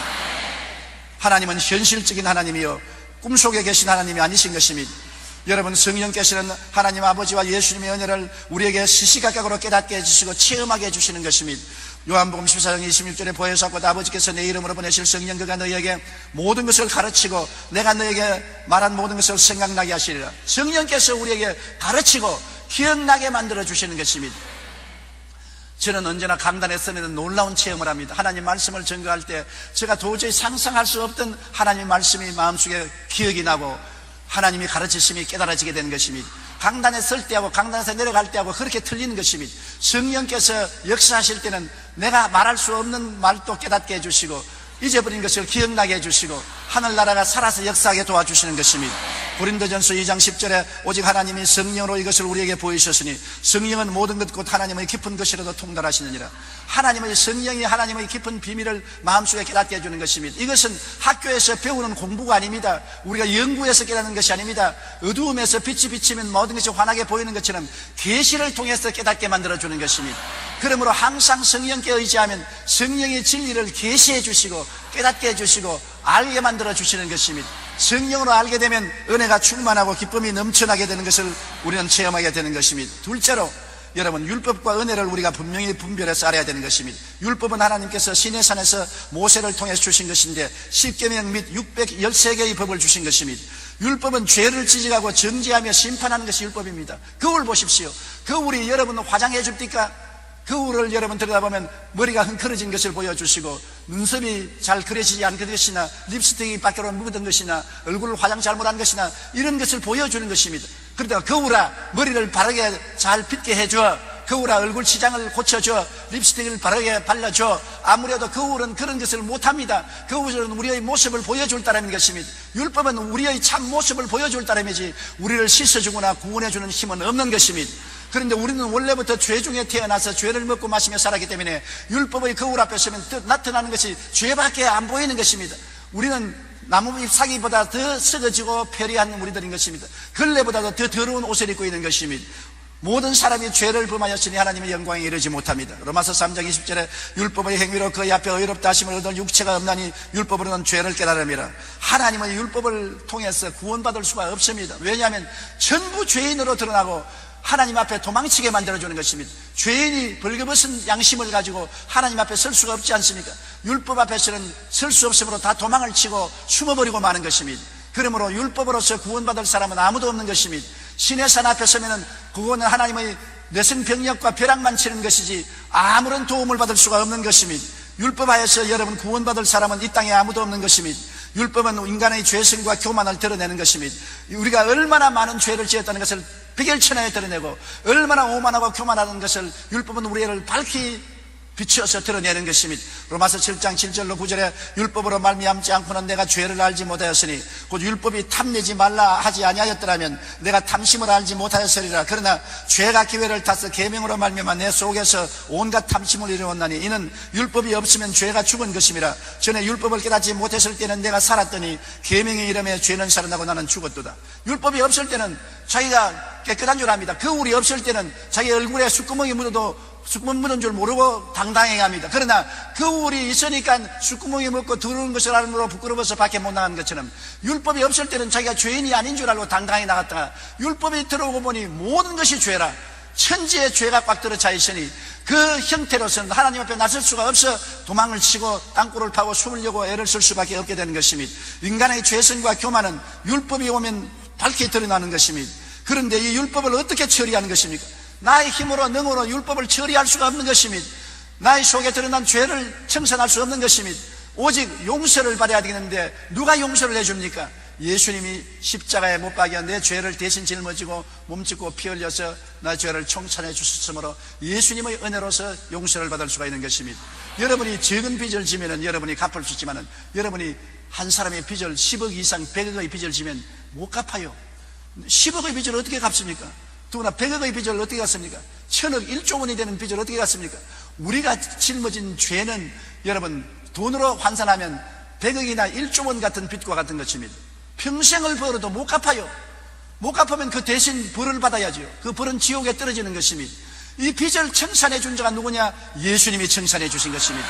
빚이 없는 예수님이 하나님 아들로서 죄 없이 동정녀 마리아를 통해서 태어나서 이 땅에 33년 동안 사시고 십자가에 올라가서 우리가 갚을 수 없는 빚을 다 대신 짊어지고 청산하시고 내가 다 갚았다고 외치시고 우리가 주님께 나오기만 하면은 그 보혈로서 죄를 씻어주시고 청산해버리는 것입니다. 우리의 죄를 통해서 새같이 멀리 옮기시고 영원히 등 뒤로 던지시고 죄가 눈에 다시 보이지 않게 만들어주시는 것입니다. 주님은 갈보리 십자가를 통하여 우리에게 공짜로 용서와 구원을 주시는 것입니다. 죄악을 대신 갚으시고 용서와 회개와 구원을 주시니 이것이 바로 은혜의 구원인 것입니다. 로마서 5장 8절로 9절에 우리가 아직 죄인 되었을 때 그리스도께서 우리를 위하여 죽으심으로 하나님께서 우리에게 대한 자기의 사랑을 확증하시느니라. 그러면 이제 우리가 그의 피로 말미암아 의롭다 하심을 받았으니 또 그로 말미암아 진노하심에서 구원을 받을 것이니라. 이제는 하나님께 심판을 받을 이유가 없습니다. 예수님의 보혈로 우리가 덮어섰으니까 보혈이 말합니다. 내가 갚았다. 하나님, 내가 다 갚았어요. 이 피를 보십시오. 내가 다 갚았으니 이 사람에게 심판을 내리지 못합니다. 예수님의 피가 여러분과 나의 우산이 되어서 우리를 막아주시기 때문에 하늘이 내려오는 진노가 예수님의 보혈의 우산에 부딪히면 다 없어져 버리고 마는 것입니다. 예수님의 보혈에 의지하는 사람은 값없이 용서를 받고 의롭다함을 얻고 하나님의 은혜로 구원을 받아 하나님의 백성이 되는 것입니다. 나의 죄를 씻기는 예수의 피밖에 없네. 다시 성취하기도 예수의 피밖에 없네. 예수의 피를 의지하는 사람은 누구나 멸망하지 않고 영생을 얻을 수가 있게 되는 것입니다. 이것이 갈보리 십자가를 통해서 주는 주님의 은혜인 것입니다. 주님께서는 은혜뿐 아니라 갈보리 십자가를 통하여 우리에게 변화를 주는 것입니다. 새 사람, 거듭난 사람으로 만들어주는 것입니다. 고린도후서 5장 17절 그런즉 누구든지 그리스도 안에 있으면 새로운 피조물이라 이전 것은 지나갔으니 보라 새 것이 되었도다. 예수를 믿으면 이전 사람 아담의 사람은 지나가버린 것입니다. 그리스도 안에서 새로운 피조물이 되어서 새 사람으로 거듭나는 것입니다. 죄가 물러가고 용서와 의로운 사람이 되고 세속이 물러가고 거룩한 사람이 되고 질병이 물러가고 치료받은 사람이 되고 저주가 물러가고 아브라함의 복을 받은 사람이 되고 멸망이 물러가고 영생복락을 얻은 사람이 되는 것입니다. 택하신 족속이요 왕같은 제사장이요 거룩한 나라요 그의 소유된 백성이 되는 것입니다. 거듭나서 새 사람이 된다는 놀라운 은총을 우리가 받게 되는 것입니다. 다시 말하면 여러분의 신분이 달라지는 것입니다.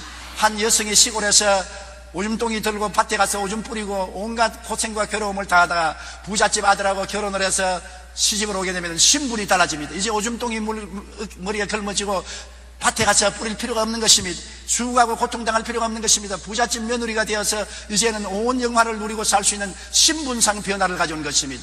여러분, 우리는 예수 믿고 난 다음에 신분상 변화를 가져오는 것입니다. 하나님께서 우리를 흑암의 권세에서 건져내서 그 사랑의 아들 나라로 옮긴 것입니다.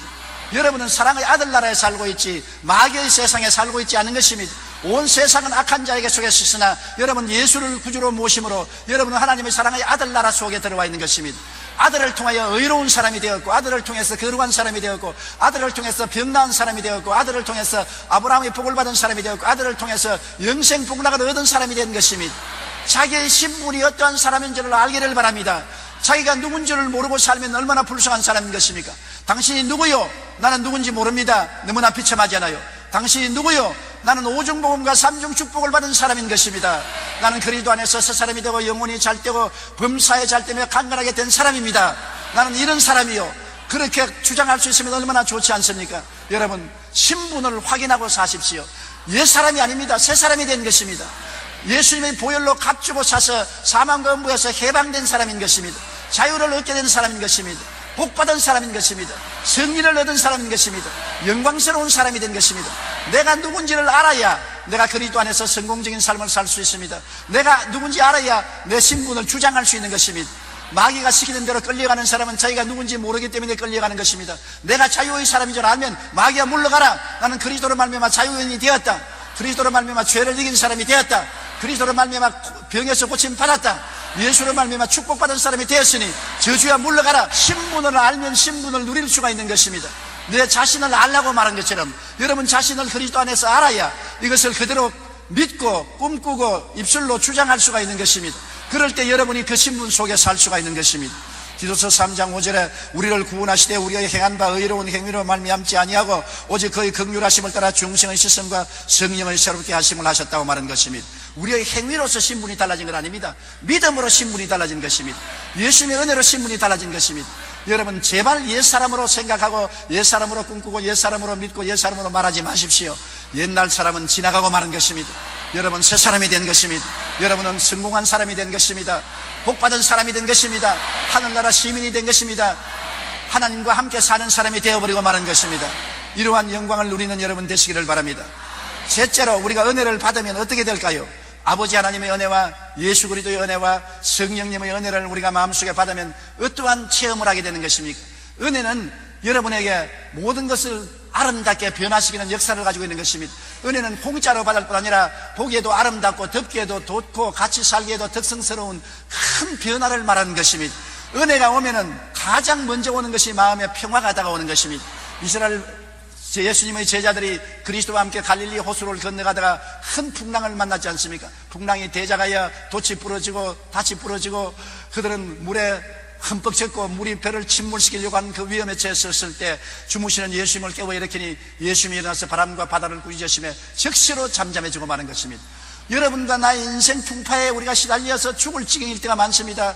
고난의 풍파, 가정의 풍파, 생활의 풍파, 인생고의 바람에 시달려서 고통당할 때 예수님을 깨워 일으켜서 그리스도의 은혜가 오면은 마음속의 평화가 즉시로 다가오게 되는 것입니다. 이 마음의 평화는 사람의 힘과 능으로 만든 것이 아니라 위에서 내려오는 평화로서 놀라운 기적적인 평안으로 마음을 잡아주는 것입니다. 풍랑해진 갈릴리 바다가 잠잠하고 고요해지는 것처럼 마음이 잠잠하고 고요해지는 것입니다. 데살로니가 후서 3장 16절에 평강의 주께서 친히 때마다 일마다 너에게 평강을 주시고 주께서 너희 모든 사람과 함께 하시기를 원하노라. 때마다 일마다 마음이 편안해지는 것입니다. 마음이 편안해야 가정도 평안하고 사업도 평안하고 생활도 평안한 것입니다. 마음에 평안이 없으면 돈이나 지위나 명예나 권세나 부귀나 영화가 결코 우리에게 행복이 되지 못하는 것입니다. 평화가 여러분 행복의 기초가 되는 것입니다. 이 평안은 예수님께서 여러분에게 주시는 것으로 예수님께 은혜를 구하면 은혜가 와서 평안으로 채워주는 것입니다. 예수님께서 말씀하기를 평안을 너희에게 끼치노니 곧 나의 평안을 너희에게 주노라. 내가 너희에게 주는 것은 세상이 주는 것과 같지 아니하다고 말씀한 것입니다. 오늘 또 예수 그리스도께서 은혜를 통해서 평안을 주시기를 주님 이름으로 축원합니다. 은혜가 오면 마음의 기쁨이 솟아나는 것입니다. 세상에 주는 기쁨은 잠시 있다 사라지지만 예수 믿고 들어오는 기쁨은 끝없이 마음속에 솟아나는 기쁨인 것입니다. 주의 기쁨이 마음속에 넘쳐나면 그리스도의 사랑도 넘쳐나는 것입니다. 여러분 근심 걱정이 물러가고 기쁨이 마음에 넘쳐오면 얼마나 행복하고 좋습니까? 주의 사랑 비칠 때 기쁨 오지 않아요? 마음에 주님의 은혜가 오면은 기쁨과 사랑이 넘쳐나게 되는 것입니다. 주님의 은혜를 받았던 사람이 늘 마음에 찡그리고 있고 늘 미움이 있고 원한이 있으면 은혜를 못 받았기 그런 것입니다. 은혜를 받으면 그런 변화가 다가오는 것입니다. 이사야 35장 10절에 야훼의 속량함을 받은 자들아 돌아오며 노래하며 시온에 이르러 그들의 머리 위에 영영한 희락을 띠고 기쁨과 즐거움을 얻으리니 슬픔과 탄식이 사라지리라. 은혜가 오면 슬픔과 괴로움이 사라지고 영영한 희락이 넘쳐나게 되는 것입니다. 하나님의 은혜가 이렇게 임하기를 간절히 바랍니다. 여러분 은혜가 와야 마음의 만족과 행복이 다가오는 것입니다. 행복이 은혜로 말미암아 오는 것이지 세상 뜻으로 오는 행복은 잠시 있다 사라지는 안개와 같은 것입니다.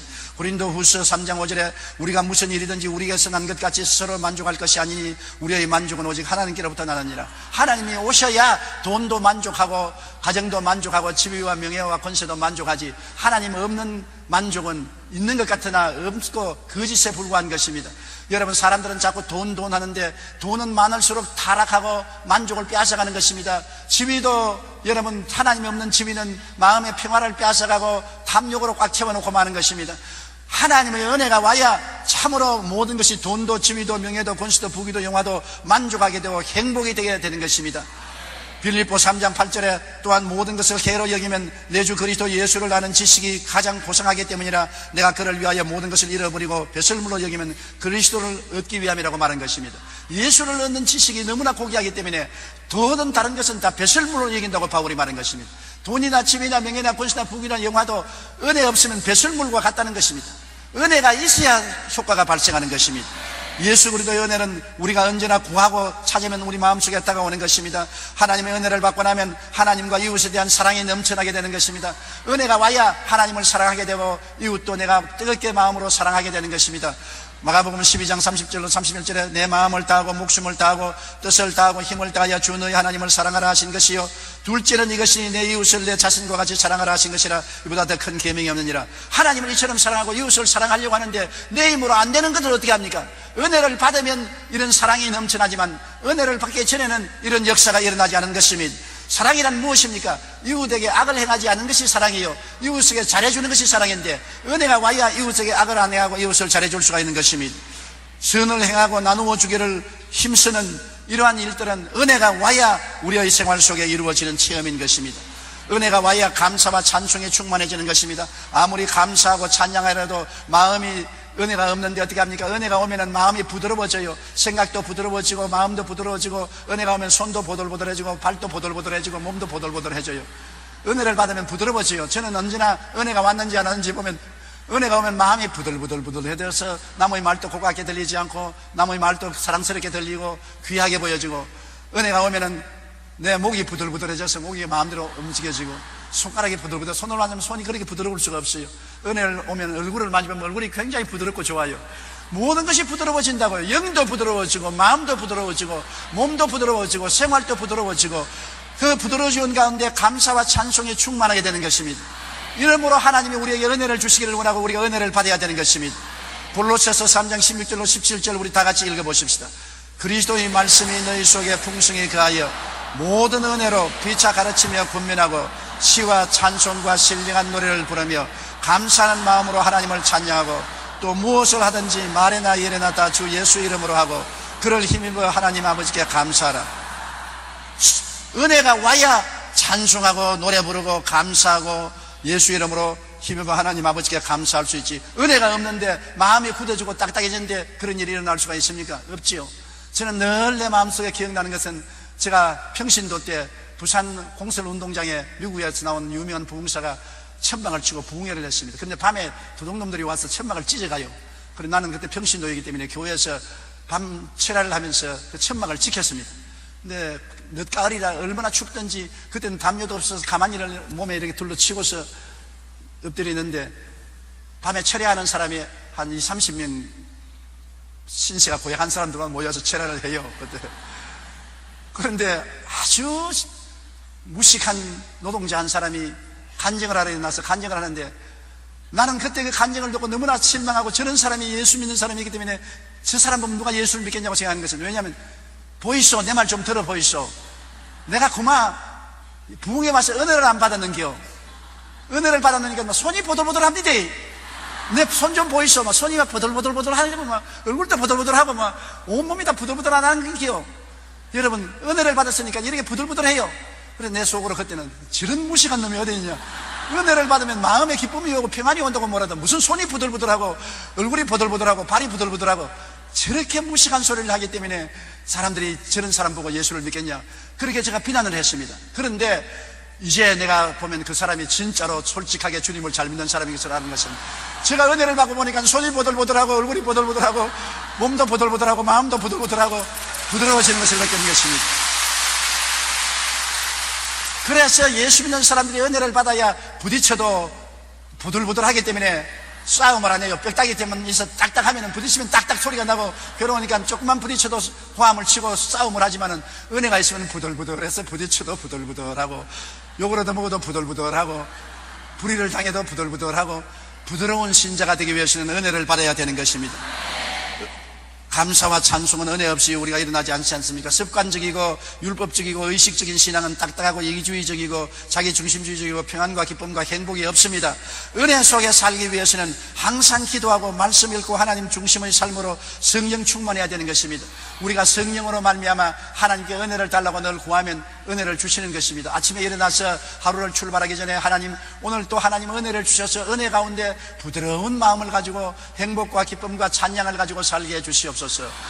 또 낮에도 하나님께 은혜를 달라고 또 부르짖고, 저녁에 잠들기 전에도 은혜를 달라고 부르짖고, 남편 만나기 전에 은혜를 달라고 부르짖습니다. 그래야 남편하고 안 싸우지요. 아내를 만날 때도 은혜를 주시옵소서. 부모를 만날 때, 자식을 만날 때도 은혜를 주시옵소서. 이웃을 만날 때도 은혜를 주시옵소서. 은혜는 우리에게 호흡과 같고 마시는 물과 같은 것입니다. 항상 호흡을 해야 살고 물을 마셔야 사는 것처럼, 예수 믿는 사람은 은혜를 마시고 먹고 은혜를 체험하고 은혜 가운데 살아야 우리의 신앙생활이 올바르게 되는 것입니다. 그런데 은혜는 구해야 얻지, 구하지 않으면 얻을 수가 없는 것입니다. 아버지에게도 구해야 얻고, 예수님께 구해야 얻고, 성령께 은혜를 달라고 구해야 얻는 것입니다. 구하라 주실 것이요, 찾으라 찾을 것이요, 문을 두드리라 열릴 것이라고 말한 것입니다. 오늘 또 여러분 기도할 때 은혜를 달라고 하늘께 간구하면 하나님이 은혜를 반드시 주시는 것입니다. 하나님은 은혜를 주시기 위해서 기다리는 것입니다. 왜냐하면 은혜는 공짜로 주시는 것이기 때문에, 값으로 주는 것이 아니므로 믿음으로 구하면 주시게 되어 있는 것입니다. 내가 공로를 세워야 받는 것이면 공로 없이면 구할 수가 없는 것입니다. 내가 돈을 내어야 주는 것이면 돈 안 내고는 받을 수가 없는 것입니다.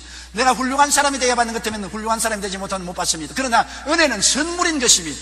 공짜로 주는 것입니다. 잘났든 못났든 무식하든 유식하든 미인이든 못난 사람이든 상관하지 않습니다. 믿기만 하면 은혜를 주시는 것입니다. 믿음으로 구해서 은혜를 받아 은혜 속에 사는 여러분 되시기를 주님 이름으로 축원합니다. 매일매일 은혜 속에 살면 여러분도 행복하고 이웃 사람도 행복하고 하나님도 행복하고 여러분 인생살이가 기쁘고 즐거움에 넘치게 되는 것입니다. 우리 다 같이 고개 숙여 기도드리겠습니다. 하늘에 계신 우리 아버지여, 우리에게 새 사람이 되고 하시고 새로운 피조물이 되게 하시고 세상 사람이 갖지 못하는 은혜를 선물로 주심을 감사합니다.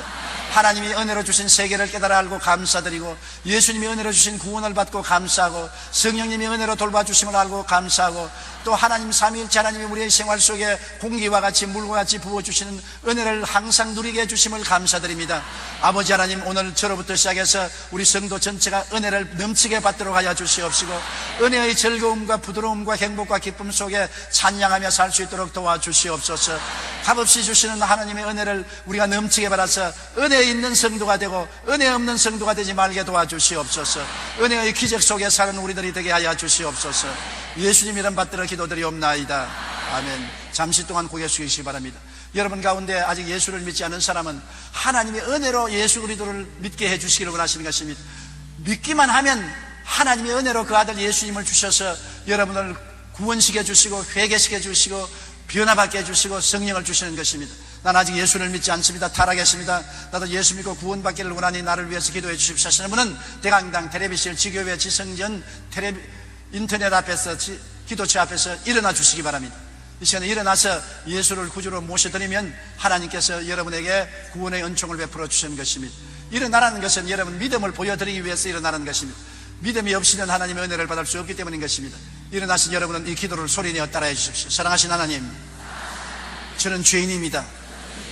어디에서 와서 왜 살며 어디로 가는지 알지 못하고 방황하며 지냈습니다. 오늘 하나님의 부르심을 받고 믿음으로 일어났습니다. 예수님의 십자가 보혈로 저를 씻어 주시옵소서. 저를 위하여 죽으시고 저를 위하여 부활하신 예수님을 제 구주로 모셔드립니다. 지금부터 영원토록 주님과 함께 살겠습니다. 하나님은 내 아버지가 되셨습니다. 예수님은 나의 구주가 되셨습니다. 저는 하나님의 자녀가 되었습니다. 저를 구원해 주시니 감사합니다. 예수님 이름으로 기도드립니다. 아멘. 주님의 이름으로 환영합니다. 결심 카드를 받아서 연부함에 넣어주시고 예배가 필요한 후에 환영회에 꼭 참석하시기 바랍니다. 여러분 한번 따라 말씀하십시오. 나는 예수님 안에서 신분이 달라졌습니다. 새로운 신분을 가지고 살게 하여 주시옵소서. 우리 주여 한번 크게 부르고 통성으로 기도하십시다. 주여, 살아계신 우리 하나님 아버지여, 주님 감사합니다. 우리 하나님 아버지께서 우리를 구원해 주시고 은혜를 베풀어 주신 것을 감사드립니다. 아버지여, 은혜로 채워주시옵소서. 은혜로 채워주시옵소서. 은혜로 넘치게 채워주시옵소서. 은혜의 선물로 채워주시옵소서. 은혜의 선물로 채워주시옵소서. 은혜의 선물로 채워주시옵소서. 영도 마음도 몸도 은혜를 받아 변화되고 부드러워지게 도와주시옵시고 새로운 신분 속에 살게 하여 주시옵소서. 하나님 아버지께서 영광을 받아 주시옵소서. 은혜로운 아버지 하나님께 감사를 드립니다. 아버지 하나님, 시여 정말로 은혜를 받아서 변화된 사람들이 다 되게 도와주시옵기 간절히 기도하고 원합니다. 주여, 바람처럼 생수처럼 은혜를 주시옵소서. 은혜의 강물 속에 살게 도와주시옵소서. 은혜의 샘물이 넘쳐나게 도와주시옵시고 생수의 강이 넘쳐나게 도와주시옵소서. 아버지의 은혜를 받아 은혜 속에 사는 우리들이 되게 도와주시옵소서. 은혜를 주시옵소서. 은혜를 주시옵소서. 은혜를 주시옵소서. 예수 이름으로 간구하오니 은혜를 주시옵소서. 은혜를 주시옵소서. 은혜를 주시옵소서. 은혜를 주시옵소서. 오 살아계신 아버지 하나님, 은혜를 주시옵소서. 은혜를 주시옵소서. 할렐루야, 할렐루야. 몸에 병든 분은 아픈 데 손 얹어주시기 바랍니다.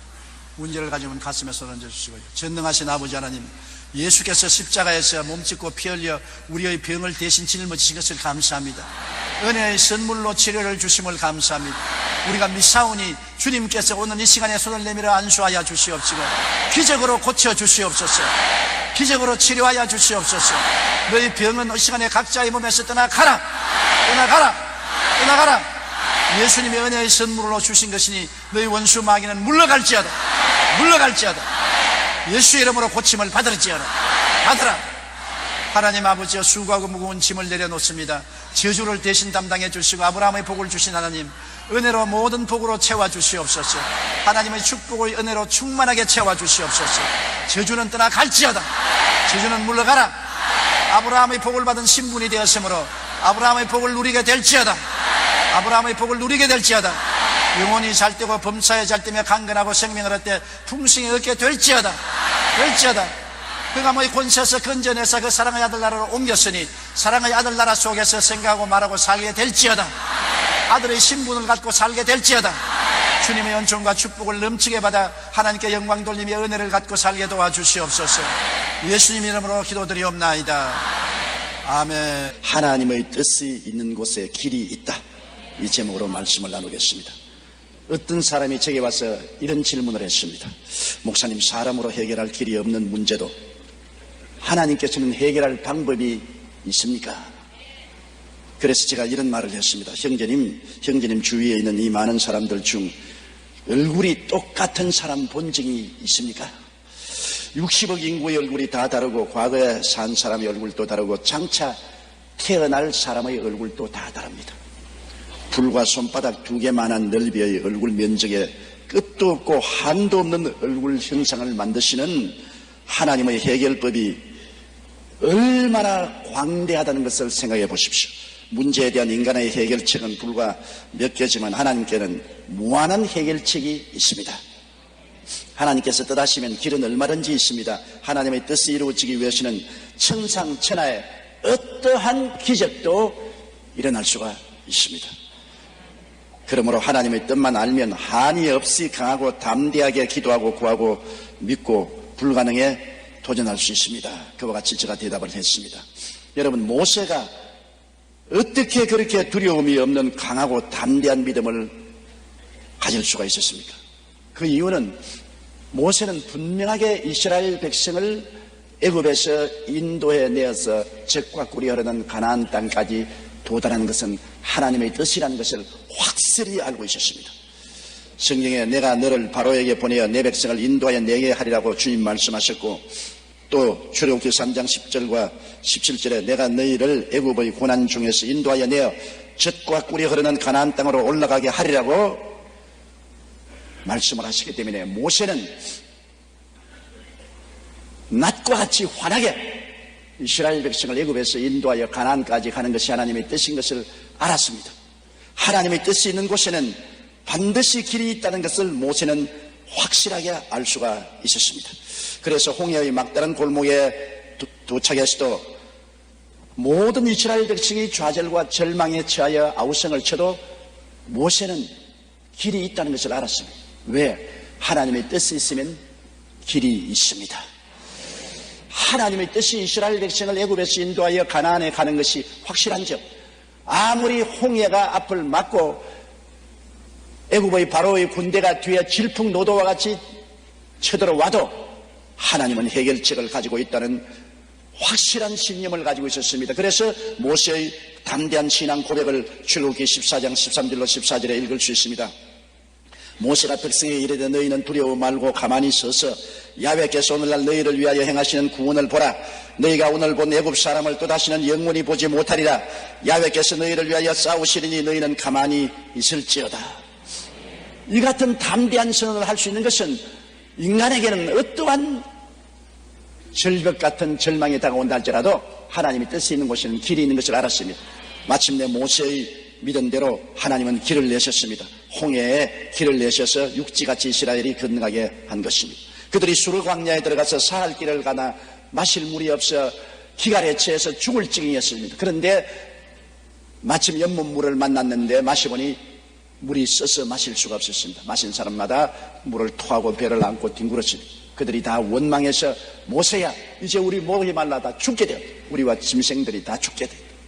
그러나 모세는 알았습니다. 이스라엘 백성이 애굽 땅에서 나와서 젖과 꿀이 흐르는 가나안 땅에 들어가는 것이 하나님의 뜻인즉 아무리 물이 없고 또 물을 만나서 쓴 연못이라도 하나님은 길이 있다는 것을 알았습니다. 그렇기 때문에 모세는 낙심하지 아니하고 하나님의 뜻이 있는 곳에 길이 있는 것을 알아선즉 믿음으로 기도하고 하나님 성령께서 나무가지를 지시하시는지라 나무가지를 꺾어서 물에 던지니 물이 달아졌습니다. 뜻이 있는 곳에 길은 반드시 생겨나는 것입니다. 광야의 여정에서 어떤 고난이나 장벽이 다가와도 길은 있었습니다.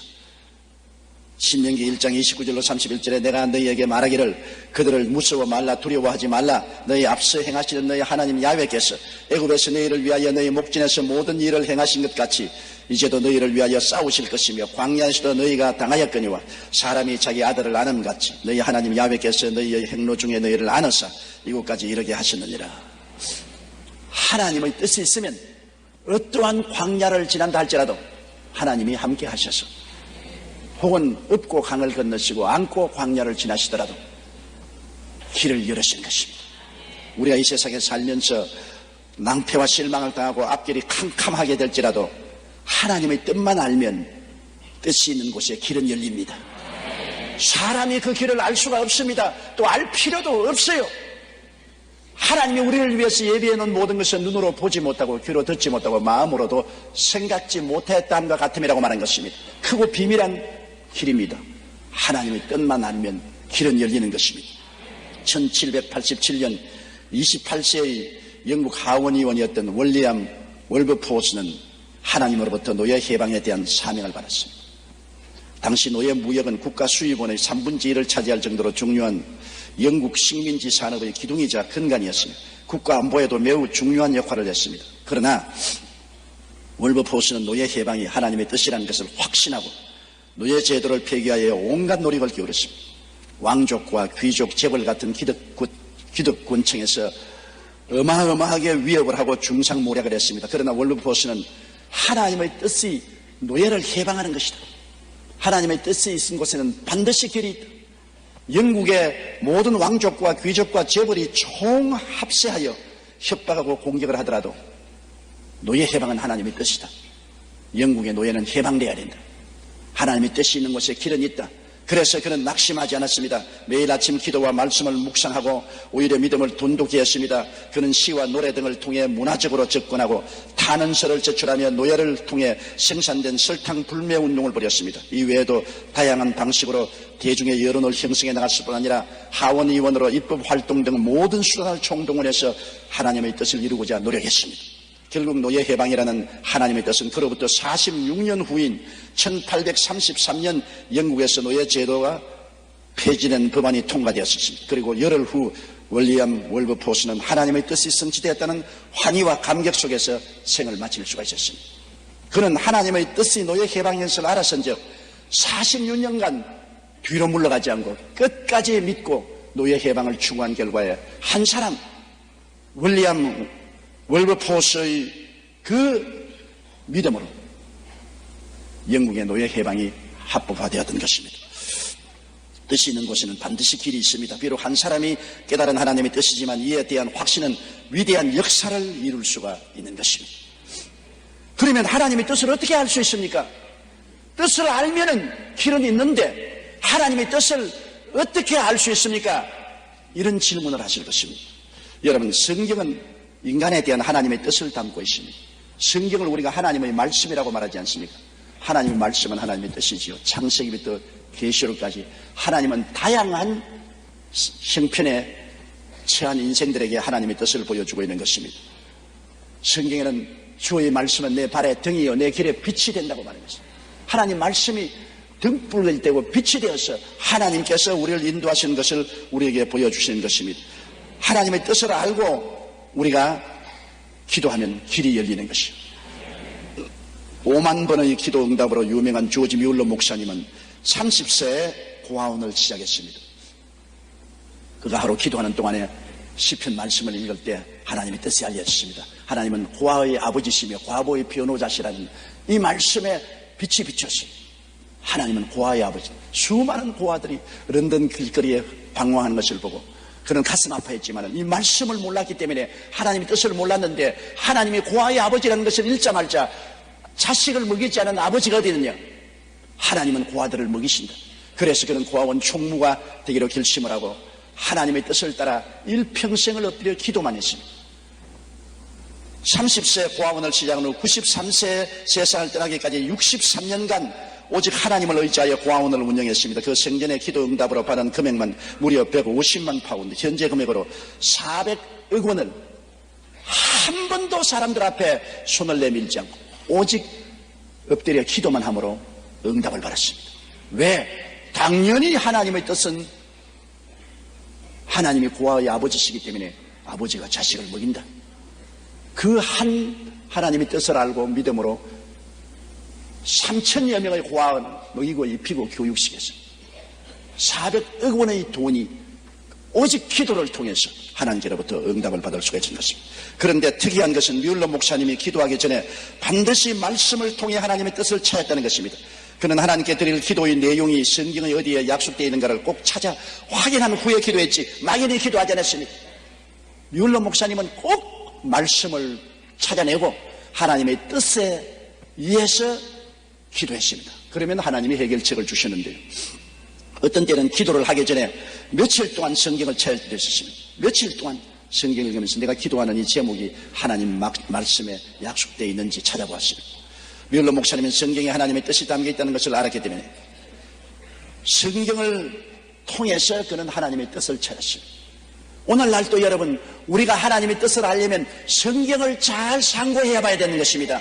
하나님 말씀을 항상 읽고 듣고 묵상하고 말씀을 통하여 하나님의 뜻을 찾으려고 애를 쓸 때 하나님께서는 말씀을 통하여 우리에게 뜻을 보여주시는 것입니다. 또한 성령님의 인도를 통하여 우리가 하나님의 뜻을 알 수가 있습니다. 하나님의 성령은 꿈이나 환상을 통하여 우리에게 하나님의 뜻을 보여줍니다. 여러분, 예수님을 잉태한 마리아 보십시오. 마리아는 하나님의 천사 가브리엘이 환상 중에 나타나서 예수 그리스도를 잉태하실 것을 보여주셨습니다. 환상을 통해서 하나님의 뜻을 보여주셨습니다. 누가복음 1장 35절에 천사가 대답하여 가로되 성령이 내게 임하시고 지극히 높으신 이의 능력이 너를 덮으시리니 이러므로 나실 바 거룩한 자는 하나님의 아들이라 일컬으리라.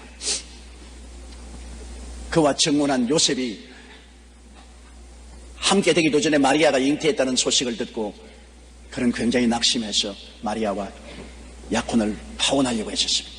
그럴 때 하나님의 뜻이 꿈으로 나타난 것입니다. 마태복음 1장 20절로 21절에 주의 사자가 현몽하여 가로되 다윗의 자손 요셉아 내 아내 마리아 데려오기를 무서워 말라. 저에게 잉태된 자는 성령으로 된 것이라. 아들을 낳으니 이름을 예수라 하라. 보십시오. 마리아에게는 환상으로, 요셉에게는 꿈으로 하나님의 뜻을 보여주신 것입니다. 동방박사가 황금과 무약 유향을 가지고 어린 하나님의 아들 예수 그리스도를 경배하고 난 다음에 꿈에 하나님이 나타나서 헤롯 왕에게로 돌아가지 말고 다른 길로 돌아가라고 지시했습니다. 마태복음 2장 12절을 보면 꿈에 헤롯에게로 돌아가지 말라 지시하심을 받아 다른 길로 고국에 돌아가니라. 꿈을 통해서 동방박사도 하나님의 뜻을 보여줬습니다. 다메섹 도상의 사울에게도 하나님께서 환상을 통하여 나타나신 것입니다. 사도행전 9장 3절로 7절에 보면 사울이 행하여 다메섹에 가까이 가더니 호련히 하늘로서 빛이 저를 둘러 비추는지로 땅에 엎드려져 들음에 소리 있어 가라사대 사울아 사울아 내가 어찌하여 나를 핍박하느냐 하시거늘 대답하여 주여 누시니까 가라사대 나는 내가 핍박하는 예수라. 내가 일어나 성으로 들어가라. 행할 것을 내게 이를 자가 있느니라 하시니 같이 가던 사람들은 소리만 듣고 아무도 보지 못하여 말을 못하고 있었더라. 보십시오. 꿈과 환상을 통해서 성령께서는 오늘날도 우리에게 말씀하여 주십니다. 모든 꿈이 다 하나님의 계시는 아닙니다. 너무 밥을 많이 먹고 소화가 안 돼 자다가 개꿈을 꾸는 사람들도 있어요. 그것을 꿈을 꾸었다 그런 것은 안 되고 꿈에 하나님의 천사가 나타나서 말씀하시든지 예수님이 나타나서 말씀하시든지 분명한 하나님의 계시로 나타나셔서 말씀하실 때가 있습니다. 꿈이나 환상은 우리에게 하나님의 뜻을 알려주는 중요한 수단이 될 수 있는 것입니다. 저는 선교 여행 중 미국의 뉴올리언스에서 아주 놀라운 체험을 한 적이 있습니다. 토요일에 비행기를 타고 루이빌에 가서 미국 교역자 600명을 대상으로 교회 성장 세미나를 한 후에 한인교회에 가서 다시 1시간 강의를 하고 주일 아침에는 2부 예배를 인도하고 다시 오클라호마로 비행기를 타고 가서 텔사에 가서 2,000여 명의 성도들에게 설교를 했습니다. 몸이 너무 지쳐서 솜같이 되었습니다. 그래서 기도해 달라고 몰려드는 사람을 피하기 위해서 목사님 사무실에 숨었습니다. 그런데 어떻게 알고 한 한국 부형님이 그곳을 찾아왔습니다. 그분은 폐암으로 거의 죽어갈 지경이었며 기도를 요청해 왔습니다. 그래서 제가 물었습니다. 당신 어떻게 내게 온 사람입니까? 그는 시카고에서 왔어요. 그러니까 놀라운 말을 했습니다. 저는 목사님이 미국에 오신다는 것을 전혀 몰랐습니다.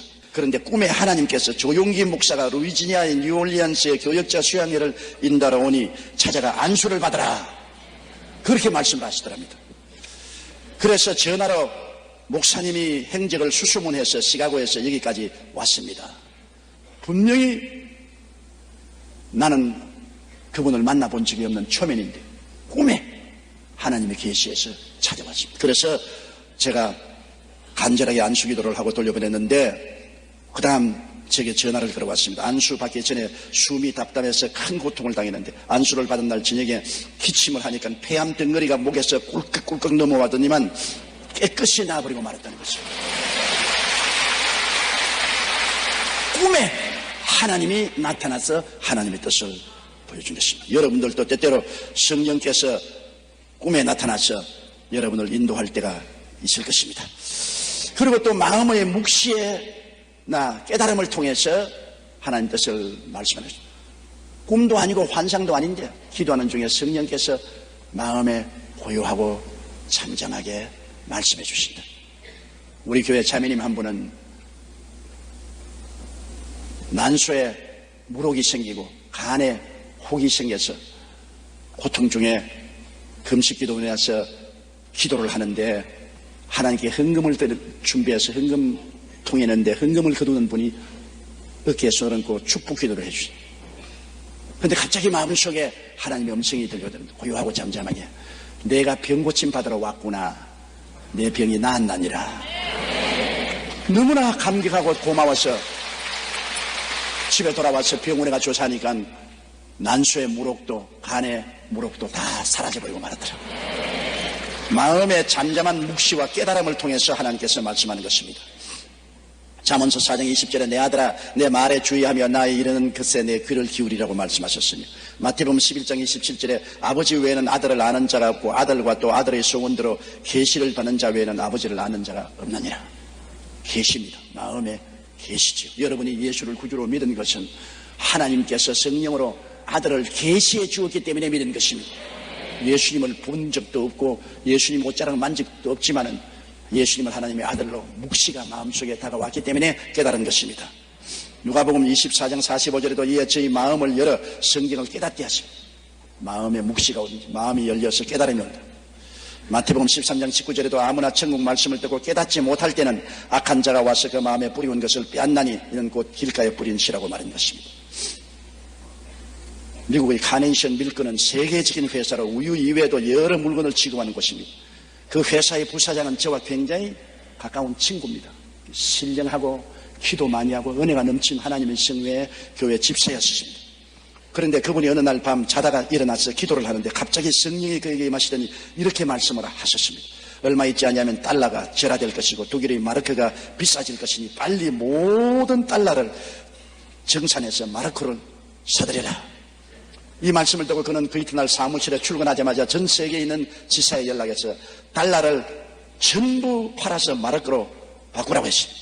그러자 모든 직원들 사이에 우리 부사장 정신이 돈 것이 아닌가, 갑자기 달러를 팔고 독일의 마르크화를 사라니 이 무슨 일인가, 큰 소동이 일어났습니다. 그러나 이 부사장은 하나님의 묵시를 받았기 때문에 자기 목을 걸고 전 세계 지사에게 달러는 다 팔고 마르크로 바꾸라고 했습니다. 그런데 한 열흘이 지난 후에 닉슨 대통령이 갑자기 달러를 평가절하시겠습니다. 자연히 달러의 가치는 떨어지고 마르크의 가치가 높아졌습니다. 달러를 마르크로 바꾼 이 회사는 자연히 돈 방석 위에 올라앉게 됐습니다. 수천만 달러를 눈 깜박할 사이에 부어렸습니다. 온 회사 직원들이 우리 부사장님은 천재다, 어떻게 그것을 알았을까 하며 감탄했습니다. 급기야 부사장은 FBI의 조사까지 받게 됐습니다.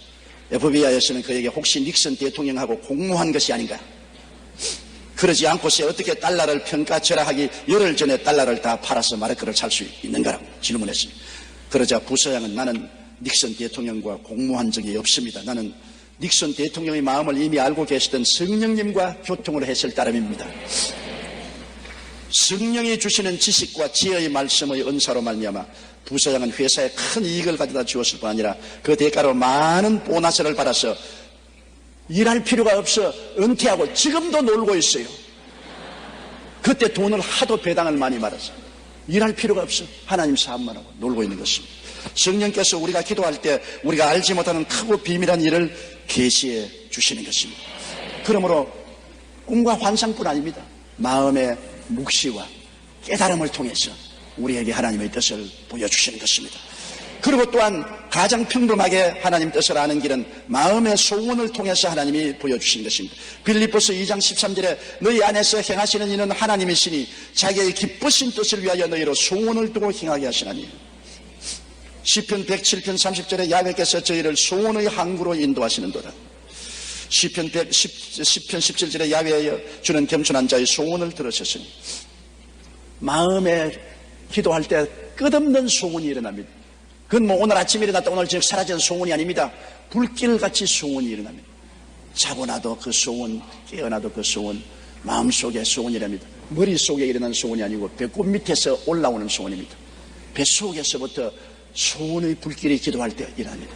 소원이 일어납니다. 그 집을 사라, 그 집을 사라, 그 땅을 사라. 우리 부총리처럼 그렇게 사는 것이 아니고 성령의 인도를 통해서 그 땅을 사라, 그 땅을 사라. 이 사업을 하라, 이 사업을 빨리 팔아라, 그 사람과 결혼하라.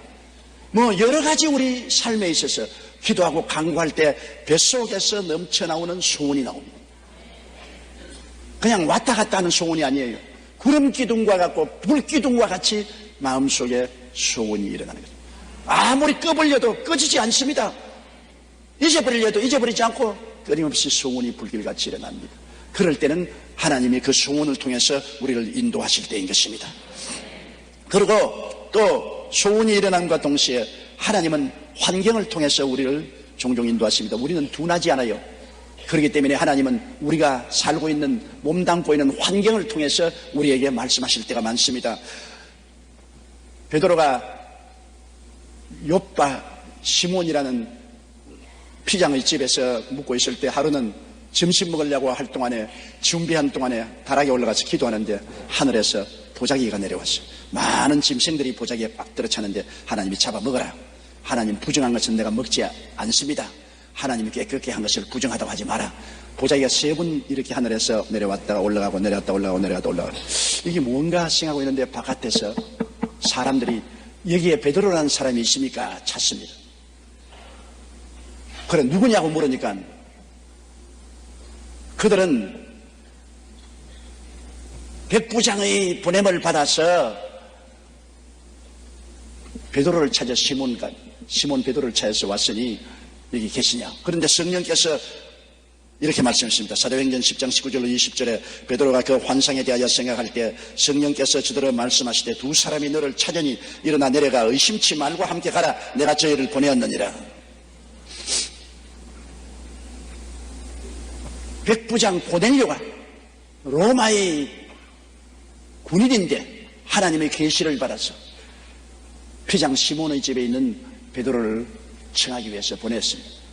그런데 베드로가 하나님 환상을 보고 난 다음에 환경에서 그 사람들이 문을 두들기고 찾아왔습니다.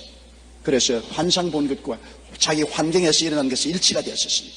그래서 하나님의 뜻인 줄 알고 그는 그들과 함께 고넬료의 집에 가서 말씀을 전가하고 성령의 역사에 나서 이방인의 오순절 운동이 일어난 사건을 우리가 성경에서 읽을 수가 있습니다.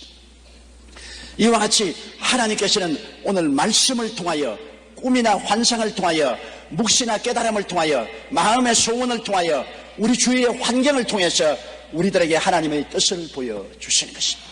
우리의 신앙생활에 가장 중요한 것이 하나님의 뜻을 아는 것입니다. 뜻을 알면 길이 열리는 것입니다. 뜻만 알면 어떠한 어려운 여건이 다가와도 길은 열리는 것입니다. 두려워할 필요가 없습니다. 이를 행하는 야훼, 그 일을 지어 성취하는 야훼, 그 이름을 야훼라는 자가 이같이 일어나라. 너희는 내게 부르짖으라. 내가 내게 응답하겠고 너희가 알지 못하는 크고 비밀한 일을 보여주겠다. 뜻만 알면 크고 비밀한 기적이 일어나는 것입니다. 우리가 하나님의 뜻을 알고 난 다음에는 믿음으로 행해야 되는 것입니다. 하나님의 뜻을 알고는 이제는 눈에는 아무 증거 안 보이고 귀에는 아무 소리 안 들리고 손에는 잡히는 없어도 믿음으로 이제 나가는 것입니다. 하나님의 뜻을 알아서 이제 길은 하나님이 여는 것입니다. 내가 여는 건 아닙니다. 내가 방법을 만드는 것이 아닙니다. 뜻을 알면 길이 열린다. 믿음으로 나가는 것입니다. 하나님의 뜻을 알고도 믿지 아니한 열정탐꾼을 보십시오. 하나님의 뜻은 이스라엘 백성이 적과 꿀이 흐르는 땅에 들어가는 것이 하나님의 뜻입니다. 그러면 믿고 들어가야지. 그런데 열정탐꾼은 보니 그곳은 주민을 삼키는 땅이더라. 성은 하늘을 찌르듯이 높고 그곳에 사는 사람들은 네피림의 후손, 아낙자손, 대장부가 살더라. 우리가 그 땅에 들어가 점령할 수 없다. 우리 처자가 포로로 잡힐 것이다. 하나님의 뜻을 알고도 믿지 않았습니다. 그들은 인본주의적으로 생각했습니다. 하나님의 뜻을 알고도 믿지 아니하므로 하나님은 그들에게 진노한 것입니다. 히브리서 3장 18절로 19절에 또 하나님이 누구에게 맹세하사 그 안식에 들어오지 못하리라 하셨느뇨 곧 순종치 아니하던 자에게가 아니냐 이러보건대 저희가 믿지 아니하므로 능히 들어가지 못한 것이라. 그러나 여호수아와 갈렙은 하나님의 뜻을 알았기 때문에 아무리 땅을 삼키는, 주민을 삼키는 땅이라도, 성이 높더라도, 대장부들이 살더라도 하나님의 뜻이 들어가는 것이기 때문에 길은 하나님이 여신다. 들어가자. 하나님이 그들을 우리에게 밥으로 주셨다. 들어가자. 하나님의 뜻을 알고 무조건 하고 믿고 들어간 그들은 후손들과 함께 40년 후에 가나안 땅에 들어갔으나 하나님의 뜻을 알고도 거역한 이스라엘 백성과 열정탐꾼은 다 멸망받고 말한 것입니다. 여러분, 예수님이 한번 광야에 나갔는데 남자만 5,000명, 부녀자 기만 명이 와서 말씀을 듣고 해그름에 배가 고파 그들은 풀밭에 들어 누웠습니다. 그때 예수님께서 빌립을 불러서 말씀하셨습니다. 요한복음 6장 5절로 7절에 빌립에게 이르시되 우리가 어디서 떡을 사서 이 사람들로 먹게 하겠느냐 하시니 이렇게 말씀하시면 친히 어떻게 하실 것을 아시고 빌립을 시험코자 하심이라. 빌립이 대답하되 각 사람으로 조금씩 받게 할지라도 200데나리온의 떡이 부족하리이다. 하나님의 뜻을 이미 주님은 빌립에게 보여준 것입니다. 어디에서 떡을 사서 이 많은 사람을 먹게 할고 그것은 주님이 그들을 먹게 하시기를 원하신다는 것입니다. 다른 성경에는 예수님께서 내가 저들을 굶주려서 돌려보낼 수 없다. 먹을 것을 주라. 그렇게 말씀하셨다고 부연해서 해석을 하고 있는 것입니다. 분명히 주님의 뜻을 보았는데도 불구하고 빌립은 주님의 뜻을 그대로 믿어야 되는데 주님의 뜻에다가 자기 해석을 했습니다. 주님 이곳은 광야입니다. 시간이 늦었습니다. 떡 살 곳도 없고 300데나리나 되는 큰 거금이 있어야 조금씩 떡을 먹일 수 있습니다. 그러므로 할 수 없습니다. 인간적인 생각으로 하나님의 뜻을 해석하지 말아야 됩니다. 인간적인 생각으로 하나님의 뜻을 해석하면 아무것도 못합니다. 하나님의 뜻이 있으면 길은 하나님이 내시는 것입니다. 눈에는 아무 증거 안 보이고 귀에는 아무 소리 안 들리고 손에는 잡히는 것 없어도 길은 하나님이 내시는 것입니다. 이스라엘 백성이 광야에서 고기를 달라고 부르짖을 때 모세가 하나님께 부르짖으니까 하나님이 하루 이틀도 아닌 한 달 동안 고기를 먹여주겠다고 말씀하실 때 모세가 기절초풍을 했습니다. 민수기 11장 22절로 23절에 그들을 위하여 양떼와 소떼를 잡은들 조카오며 바다의 모든 고기를 모은들 조카오리까. 야훼께서 모세에게 이르시되 야훼의 손이 짧아졌느냐 내가 이제 내 말이 내게 응하는 여부를 보리라. 보십시오. 모세조차도 이스라엘 백성 300만 명이 한 달 동안 고기를 먹여주겠다 하니까 도저히 인간으로 해석이 안 되므로 하는 말이 그들을 위하여 양떼와 소떼를 잡은들 족하며 바다의 모든 고기를 모은들 족하오리까. 하나님, 이 사람아, 하나님의 손이 짧아지느니 뜻이 있으면 길이 있나니라. 뜻이 있는 곳에 길이 열리는 것입니다. 마태복음 13장 58절에도 저희의 믿지 않음을 인하여 거기서 많은 능력을 행치 아니하니 능력 행하는 것이 하나님의 뜻이었으나 안 믿으면 행할 수가 없어요. 누가복음 8장 25절에도 너희 믿음이 어디 있느냐 하셨습니다. 뜻이 있는 곳에 길이 있음을 믿고 행해야 됩니다. 안드레 보십시오. 안드레는 예수님의 뜻은 이 모든 사람을 먹이는 것이구나. 안드레는 빌립과 같은 제자인지만 예수님의 질문을 안 받았음에도 불구하고 이 사람들을 먹이는 것이 주의 뜻이구나. 그러므로 그는 맞았어. 광야야. 맞았어. 해그름이야. 시간이 없어. 맞았어. 떡 살 곳도 없어. 맞았어. 돈도 없어. 그러나 예수님의 뜻이 먹이는 데 있으면 길은 열릴 것이다. 그래서 그는 나가서 어린아이 점심 도시락 구해가지고 보리떡 5개와 물고기 2마리를 가지고 부끄럽게 예수께 나왔습니다. 주님, 이 많은 사람에게 이 보리떡 5개와 물고기 2마리로서 어떻게 먹이겠습니까? 그러나 주님 뜻이 있는 곳에 기적이 일어날 줄 알고 가지고 왔습니다. 주님이 기뻐하사 빌립은 그대로 두고 안드레를 청해드려서 보리떡 5개와 물고기 2마리로 주님이 축사했습니다. 그러자 떡을 떼어주면 또 생기고 떼어주면 또 생기고 고기는 나누어 주니 또 생기고 또 생기고 모든 사람들이 배불리 먹고 12바구니가 남게 된 것입니다. 뜻이 있는 곳에 길은 반드시 주님이 엽니다. 마가복음 9장 23절에 할 수 있거든이 무슨 말이냐, 믿는 자에게는 넘치 못하심이 없나니라. 마가복음 11장 23절에 누구든지 이 산들에 들려 바다에 던지려 하며 그 말한 것이 이룰 줄 믿고 마음에 의심하지 아니하면 그대로 때리라. 요한복음 55장 7절에 너희가 내 안에 거하고 내 말이 너희 안에 거하면 무엇이든지 원하는 대로 구하라. 그리하면 이루리라.